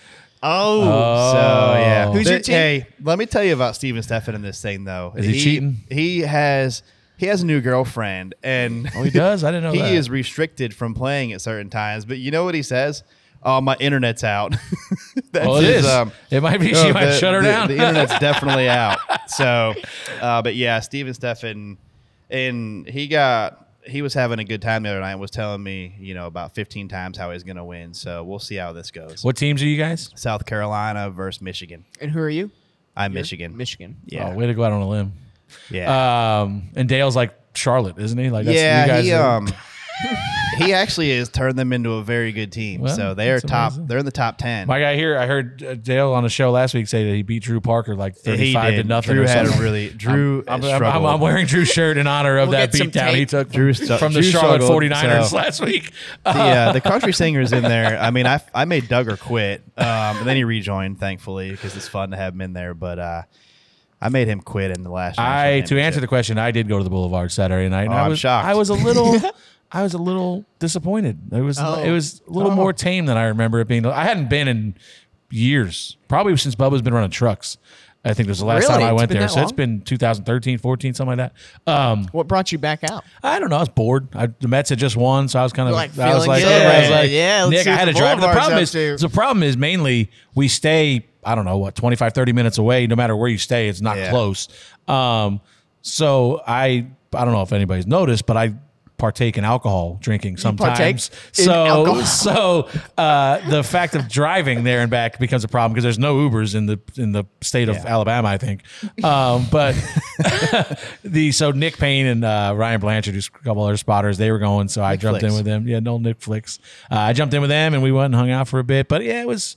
I mean, there was some. There was no nudity. That was a lie. There was some Nick's nudity. been slacking. Must not have watched a video this last week. Yeah, he did. But yeah, there was some interesting things going on down there. I stay in Birmingham, and that's not a. That's an hour. Yeah. Yeah. I'm in Anniston or Oxford, something like that. Which It's is 20 grown minutes. up a ton. Yeah, for sure. This may not be the best question to ask live, but Joe wants to know what's the oddest thing you've witnessed on the Boulevard that the oddest is thing appropriate for. There were these There saddles. were some races. They're still there, by the way. They might. The problem is, you got to. Here's the thing with the Boulevard, and you got to remember this when you're going out there. Look at TJ's face. I'm not going to curse, but I'm going to get a shutdown either way. So, Jay looked at me Jay's in having fear a when I was asking this face question. matches his shirt right now for some reason. These three sitting right here. They have no idea what has been witnessed there. Listen, there's people. There's things going on, and there's a race with people sitting on saddles. You could probably think about it. What's going on there?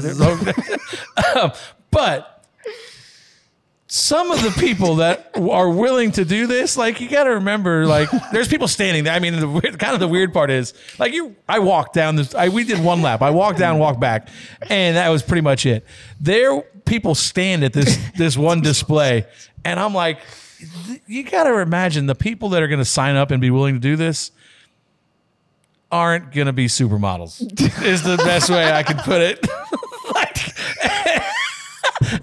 So then you got somebody's grandma's climbing on this saddle, and it gets a little bit much for me. But do they clean the saddles between races? I didn't stay around to watch much of it, but yeah, it was.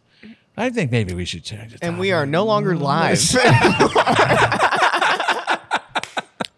Listen, I think the most iconic thing on the boulevard is probably the guy that wears the Goodyear tire around. Yeah, I didn't see him. Oh, really? Yeah. I mean, when I say Goodyear tire, I mean he only wears suspenders and a Goodyear tire. That's the extent of his outfit. Yes. It's my Halloween costume this year. Please don't. All right. There was. I will say there was one money making opportunity that I did see. They had a very elaborate.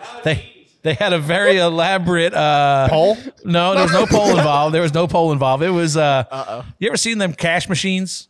They blow money around and you're grabbing it. Yeah. So there was they had one of those, and there was just a prerequisite. Somebody had to take their shirt off to go in. But other than that, that's how you would make money. So I mean, there was an entrepreneur available. That's a really good idea. Yeah, I thought that was. Where do you get one of them? I don't know, but I'm gonna probably look. We're gonna make one for TJ, and it's gift cards. Just gift cards. It's gonna get cut like sliced by gift cards.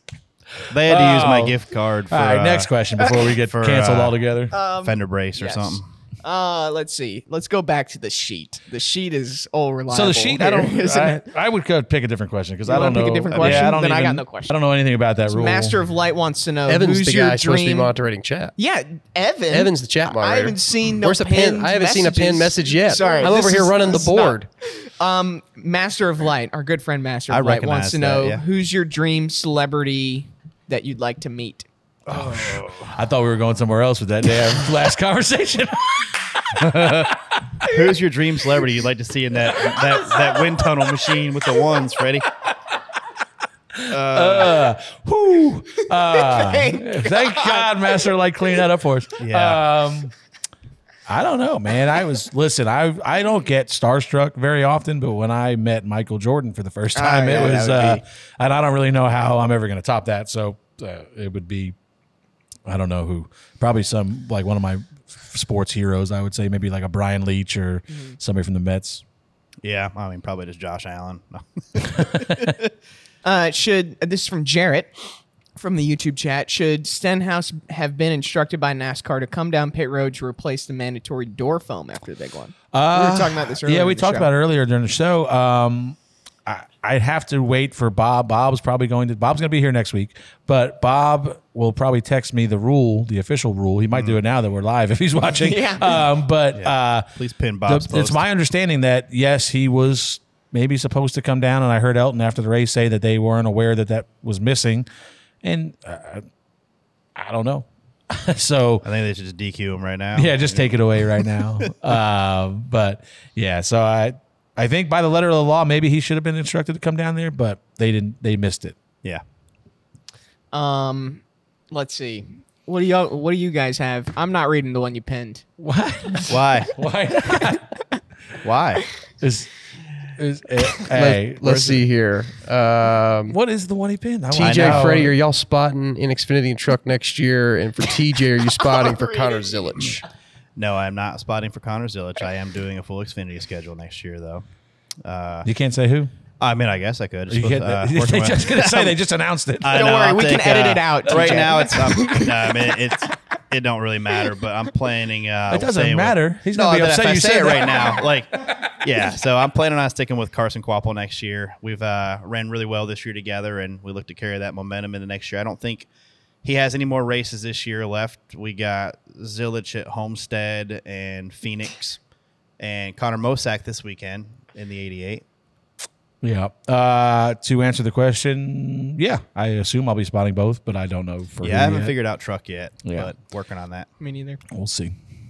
Another thing that we were talking about actually earlier in the show, it didn't make air during our BS block, but we've had 18 different winners in Cup this year. Is that a good thing for the series? Is it a bad thing for the series? I mean, no, it's good. I think we talked about you want parity, and that's what this car was supposed to create. I think you see a lot of the unexpected winners. Are the plate races like we would assume. Yeah. And, what do we have? How many different winners are there in the chase? How many? Is there not? There hasn't been a repeat winner yet, though, right? in the playoffs. In the playoffs, yeah. Yeah, I don't think so. But yeah, you look at 3 of them are the Daniel at Atlanta. I think you have an opportunity to see more because with the way the people are going to be chasing points, and that opens the doors for wins on other cars. So. Yeah. I'm hoping to see the 8-winner race. I'd like to see that streak continue. I mean, it's just one of them things. He's so close. Yeah. He's so close. Yeah, for sure. He was so close on the last lap, too, for a second. He got there. He got to the top, and then... You almost had it. Someone's asking, does Kyle Busch win a race this year? Driver 3019. And also, can we talk about how he completely got hung out to dry in that last lap? Yeah. Nobody went with him. Yeah, I know we mentioned it earlier. It's just that lane doesn't work at that point in the race when every's pushing hard. I wanted it to for there. You hoped a couple guys went with him. I was hoping it took off a little bit. But I hope he wins the race. Brett said earlier that Brett mentioned that he thinks it's possible that he could not really a sleeper, win this week. Kyle's had a lot of speed in the last month now. Yeah, they've been. So it's not really a sleeper to me. If you told me right now that Kyle wins the Roval, I would not be surprised. No, I mean really any of these next few races, any of them. We got another question from Master of Light. Thoughts on Haley D? Excuse me. Oh, gosh, I'm getting emotional. I mean, put yourself a check mark. Get yourself a check. Go ahead. Thoughts on Haley Deegan making her open wheel debut at the end of the month at COTA? I didn't know that. Was she driving like an Indy Light car or something? Great question. Master of Light. He knows more than we know. Yeah, I would assume. I know she was at one of the IndyCar races. Yes, I saw some pictures. So I would assume it's maybe like the Indy Lights. I think it's awesome. But yeah, I mean, I think it's cool. Means, yeah, why not? Go and do it. Getting anything you can. Yeah. Added myself to the good list. job. The cough list. Perfect. How will next year's new broadcast deal impact the sport from your perspective? Does this mean teams will find more sponsor money for the 5 races on Amazon Prime? It's a Brett question. Yeah, it's really a question that Brett would excel at. I think it's, they don't know. I think it's an unknown, really, because you don't know. Like if somebody like Brett that's going out trying to sell sponsorship for a driver that he has, you don't know what that audience looks like. So, right now you have a historical data of, we're going to get 1 million viewers on FS1 or whatever, USA. You don't know what that, this. So it's harder for them. I think it's an unknown. You can't sell. We assume we're going to get this, and there's numbers that are coming in lower than 1 million for the streaming races. That is a projected audience, but like I said, There's no way to know for sure. So I would assume it's harder to sell sponsorship for those races. But I don't. That would be definitely something that Brett could tackle a little bit better. Mm-hmm. Taylor Grace wants to know: is there ever a time you look Taylor forward? Gray? Taylor Grace. Oh. Grace. Taylor Gray is not in the chat. Maybe not. He's quiet if he is. I heard he's pissed off at TJ. But yeah.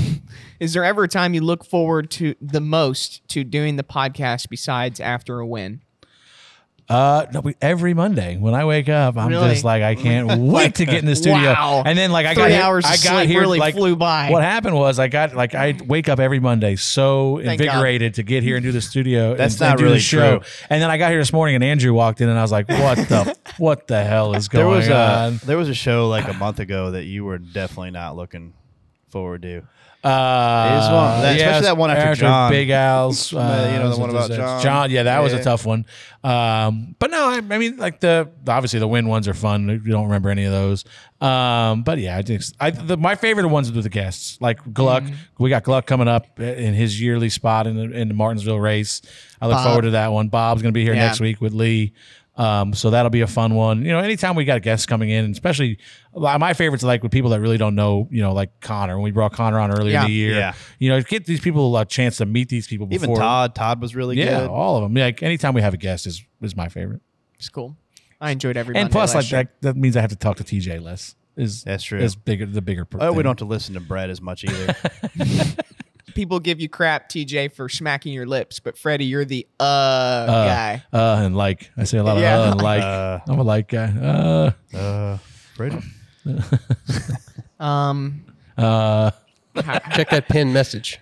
There is a new pin message. There's a pin message. Oh, goodness. Matt, and I'm reading these all for the first time. So, if you got to pick a round from the playoffs, what 3 races would you choose? Oh, all right. So pick the tracks. Like you get to, I guess, would it be this round? Round of 8? If I think, and I've said this before, I think the race is the playoff. The final should be a 3-race playoff, and I think your best 3 races are Homestead, Martinsville, Phoenix, just for the fact of the amazing turnout we get in Phoenix. Racing has never been good in Phoenix. It's never probably going to be good. Too. It's 3 different tracks, and I don't have a problem with ending at Phoenix if it's not the end all be all. If it's a 3-race playoff and you get there, so you're going to use a track where one of the raciest tracks we have in Homestead, Martinsville. Hopefully, we have a better short track package. And then, you have tested there, so we should, right? Oh yeah, like I said, unfortunately, like I say about all the tests in Martinsville, all that does is usually get everybody closer to the same speed. But that would be my ideal round. If I was setting up a 3-race playoff for the final round, it would be Homestead, Martinsville, Phoenix. Taylor, there's another pin message from Taylor Grace, not Taylor Gray. Question for me, actually.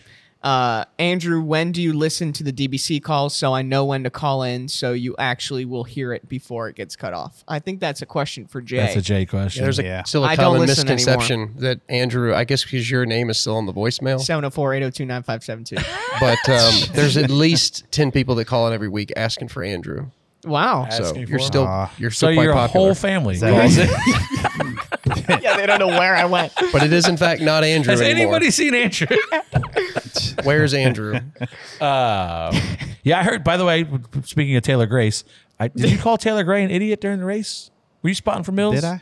Yeah. Yep, you must have called him an idiot. Now he's upset with you. He wants to come on here and punch you in the face. Okay, well, that's fine. There's an open seat. I mean, don't block the entire, or don't swerve in front of the field again in a truck race. I don't know what was that. He was doing what we're supposed to do, get in the middle and stack them up. A truck race. Now, what's the difference? Inexperience. What? It worked. Did he get the lucky dog? They definitely wrecked. Did he get the lucky dog? Yeah, I guess. Good move.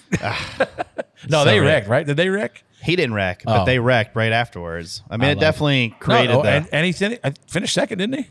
Yeah. Great move. Next. Until he's in it. Until he's in that wreck. Well, finish second. P2. Great move. Weasel asks. Whoa, okay. Weasel.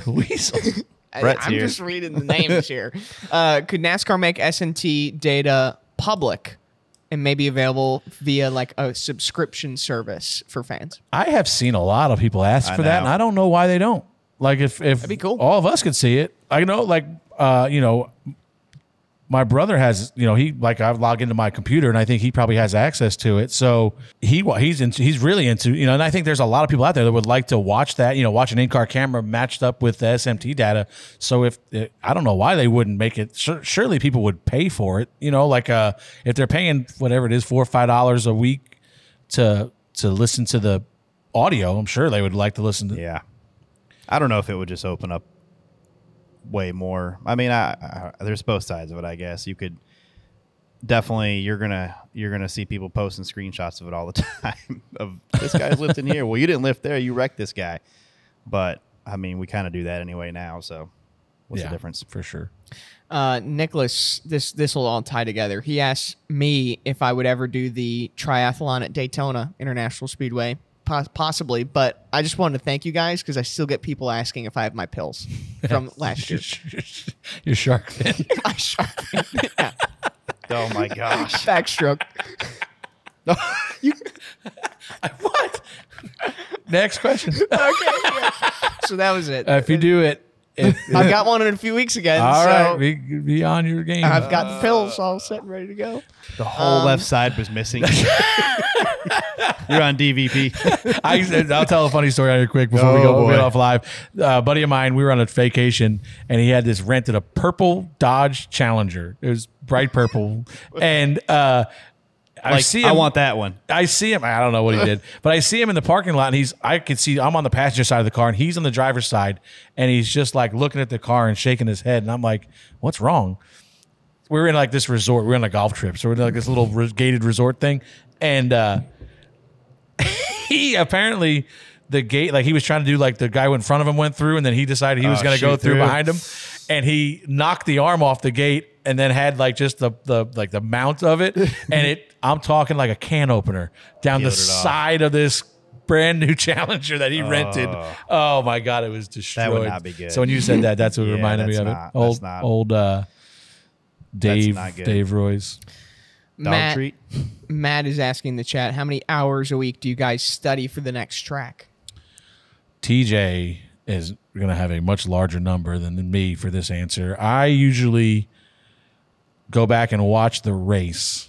So whatever that is, 3 or 4 hours. And then if there's something in the SMT that I need to go up and look at, I will. But I usually just kind of watch the race and just try to find trends and stuff like that. But yeah, I feel like you can over prepare sometimes and get yourself in a spot where it's a little bit to your detriment. I normally don't watch a race replay. I normally watch like SMT or something like that before, or an onboard, depending on which race. Depends on the week too. If I got Xfinity with Carson, there's a lot more involved with a rookie, like getting Carson. Carson's never been to these tracks before, so you're doing a lot more stuff. You try to find in cars. You try to find things to help prepare him, for his first lap. I heard you used iRacing for Daytona. Is that true? Yeah, we did a lot of iRacing stuff. That's pretty cool. Not racing, but just putting him in scenarios that he could see on the track, working on the timing of the side drafts, what certain things look like, just putting him in scenarios. So and he said during the race, or even after he told me, is like, it was good because some of the things that came up, nothing really caught him off guard, because he said things would happen. He kind of had an idea on how it was going to be already. So to me, that's worth it. And I think iRacing is a great tool for doing that. Obviously, you're not going to go out there and just try to, run a fast lap. You can use it for scenarios a lot and getting drivers acclimated, like for certain parts of tracks where the trouble spots are. And, I just used a few buddies to put them out there and line up and let Carson try to make moves and time moves and stuff and do things like that. And I think it helped a bunch for him when he got there. So we do a lot of stuff like that. But, there's a lot of prep work during the week, depending on the series. A lot of cup stuff for Brad. Brad likes to see things, and you try to give him everything, you can. And same thing with every driver, really, that you work with on my end. But I would say Tuesdays is probably almost a full day of it. Like for a full day. Then you have meetings. Then you catch up with the driver once you get all your stuff prepared. You catch up with the driver and you go over things, for that race and go from there. Brad's now tweeting live that the OEM battle on plate tracks has become next level with the video of Larson. Perfect. Last lap. So it's if you haven't seen that video yet. I've never seen it like that. I mean, it's always been you just race and you try to win as much as you can, and it's never been, get off, but it is what it is. One final question from Trackside Views. We were talking about iRacing. TJ, what is your rating on iRacing? Which account? Whoa. My original accounts has been over 7,000 for years and years. Is that good? It used to be good. I don't know what some of these guys are probably way up there now, but I haven't raced on that account in probably 4 years. So 4 years ago, 7,000. Me and Dale Jr. got into a battle. Where are you at, Blake? It still is good. What's yours? Basically right at 7,000, but his 7,000 was like 8 years ago. So that. And I probably have so there's way inflation less on iRacing. Oh, great. How many races did you do it in? Who are you voting for? How many? Probably a couple thousand, but also mine are like 200, maybe under 300. I don't know if they can hear Blake, so Let's get real political real fast. I think mine got all the way up to like 400 and something, I think. So this is no joke. Normally when you get into a race, and Blake you get into a race, and sometimes you look at the iRating of the guys that are in there just to kind of see what you're racing with. There was a legit guy that had like 18 iRating. Like, that's really bad. Like, yeah. Like I don't even know how you do that. That's not No, possible. but, Because you start at a certain number, don't you? Like, you gotta work real hard to get down to that number. I wasn't paying it. I don't know what happened, but my brother ended up like on my account for a week maybe or something like that. Like I wasn't racing like against you probably a guys. plate Like race week. Well, yeah, maybe. So, but he did well. Oh. You know, so like my rating was way up. So then the races I was going into, I'm like, wait a minute, why am I car number one? Like, Are those the other cars? They're blowing by me. I'm like, wait. It is nice when you load into a race in iRacing and you're a higher number because it assigns you a number based on where you rank against everybody in there. So if you're the number one, you're expected to win that race. So to go in there and be like a 18 to 20, it's like, Yeah. But yeah, I don't see that much. Yeah, I don't. Does it reset? Because I haven't even turned my account on in probably 3 years. Nah, you're still probably on there. You'll still be Get there. it back. You guys still race? Compounding quarterly. Not yet. With Duggar I think we're getting ready to with Duggar. Everyone's kind of getting the itch again. I'm so gonna have to jump back in there. I'll see him tonight. I'll tell him to get it fired ask him back about up. that loss he got handed to him. All right, are we done live? That's it for Ask DBC. Jay, did I make it? 0 cuss words. Wow. You did it, Freddie. We need like an applause sound effect off the board. Andrew. It should be a standing ovation. When Andrew did the show, thank? Where's your sound clips, Jay? We need the clap. Let's try one of them. The golf clap or something. Yeah, they got to be loaded in here somewhere. Oh yeah, sorry. All right, well, I know that's hard. Thanks for tuning in to Ask DBC Live. The full podcast will be coming out later today. All right, it's time for What an Idiot. Who wins this week's What an Idiot award? TJ, you had a list. Oh, I mean, yeah, there's plenty here. But it's hard not to go with the lap 12 hero. I mean, how do you do that on lap 12? Who is the lap 12 hero, TJ? The 99 car. And you literally have a 188 lap race, and you know there's going to be some yellows and stage breaks, and there's no one else even in danger of going a lap down. You've got this in the bag, but it's like I almost didn't have a problem. I didn't love it because, like we talked about earlier, it's a desperation move to make them split you, and it seems like it always causes a wreck, but you're almost hoping for that. You're just hoping not to be the wreck because you want the yellow to come out. That's going to put you in position to be the lucky dog.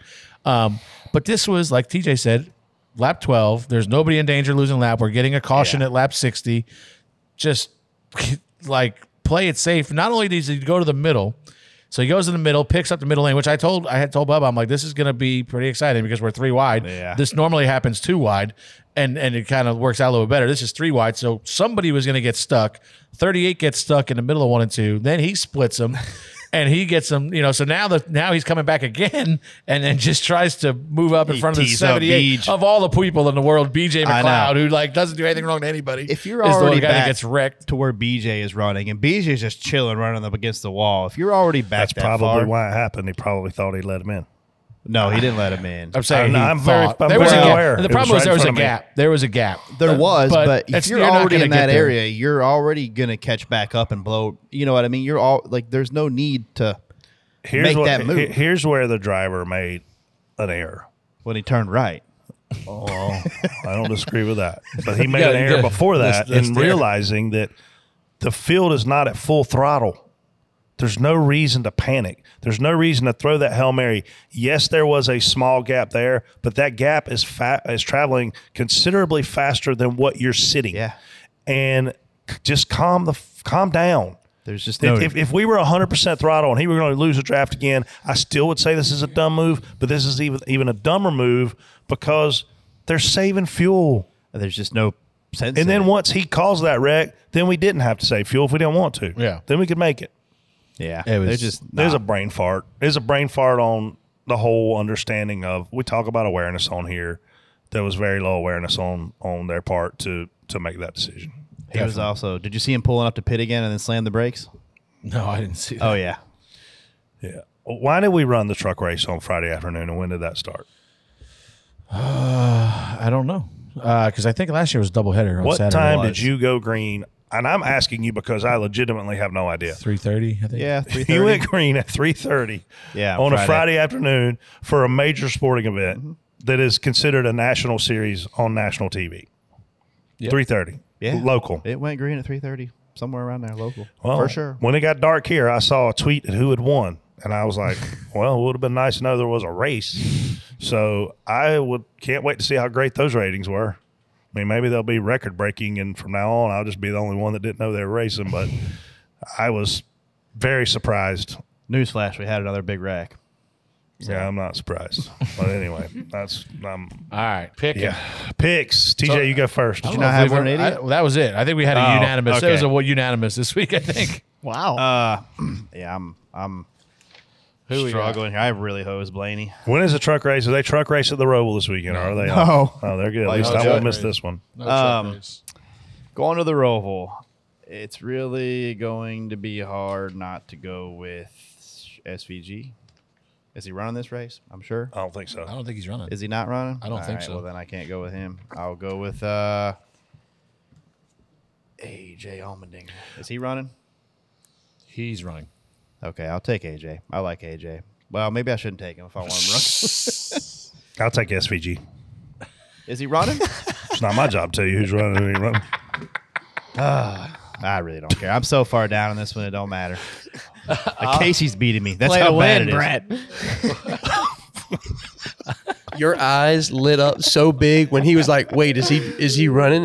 And Brett was like, "I don't know." And he was like, "Well, I'll take somebody else." Brett just like looked like this. His eyes are about to come out of his head. It honestly don't even matter because I mean, my only hope right now is to beat Casey. So, and that's embarrassing. You got SVG, huh?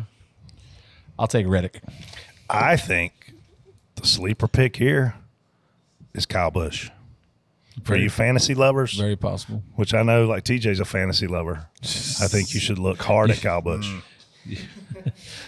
So Casey's picks, her number one was SVG, two was AJ Allmendinger, so she's going to have to go with her third choice, Ty Gibbs. Even she knew SVG was running. Honestly, she probably didn't know that, but Yeah. Roval. You leave. Roval is completely different. They changed one turn and it's upset Changes a the lot whole of thing. people.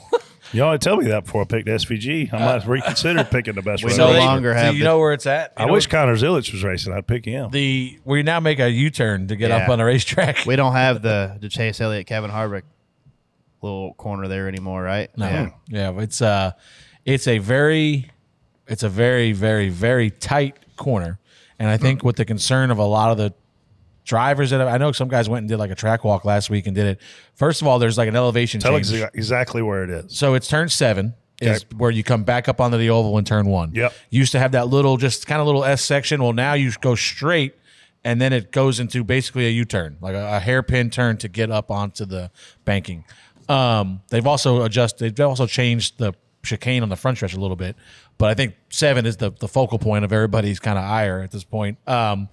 Mainly because I think that some guy. First of all, there's a little bit of an elevation change there, where you're kind of coming over a hill, so it's kind of a blind entry.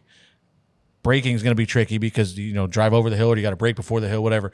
But the biggest problem is I think to properly take the corner, you've got to take a pretty wide arc into 7. Coda.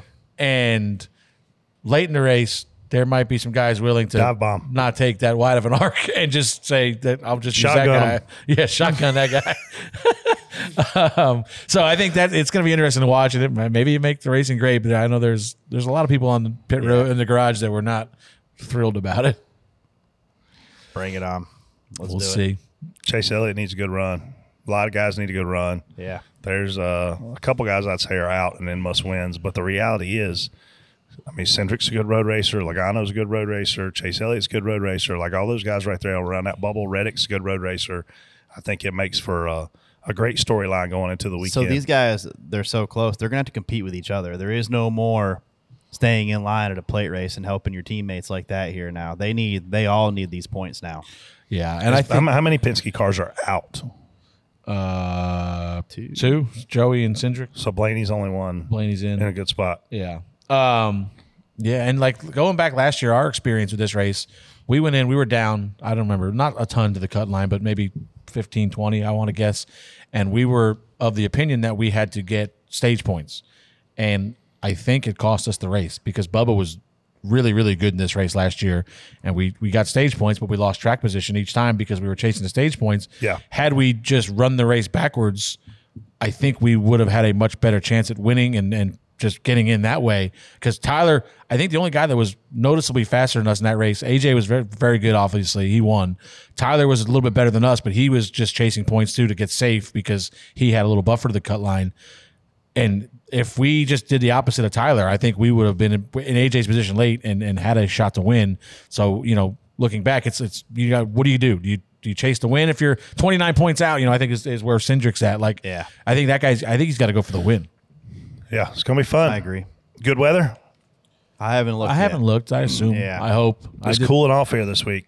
I think it's going to be 70 degrees all week. I looked at. I'm going to Nashville when we leave here, and it was 90 degrees there yesterday, and it's 75 today. Dang, man. Honestly, this next week, That's what's all the coming way here. looks great, man. Friday 71, Saturday 77. Thank God. Sunday 78, all sunny. I did that Perfect damn weather. monsoon race at the Roval, and I'll never want to ever. I'm heading to South Georgia to visit a couple farms, and I'm actually going back to my hometown. Oh, Waterman capital of the world. A couple farms off Lansford Road, North Carolina, which is literally 10 minutes from where I live. So, yeah, it's going to be fun. Fun week. Wish you guys the best. Thanks for listening.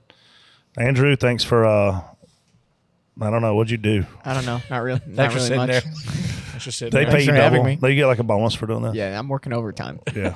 Oh, I'm sure.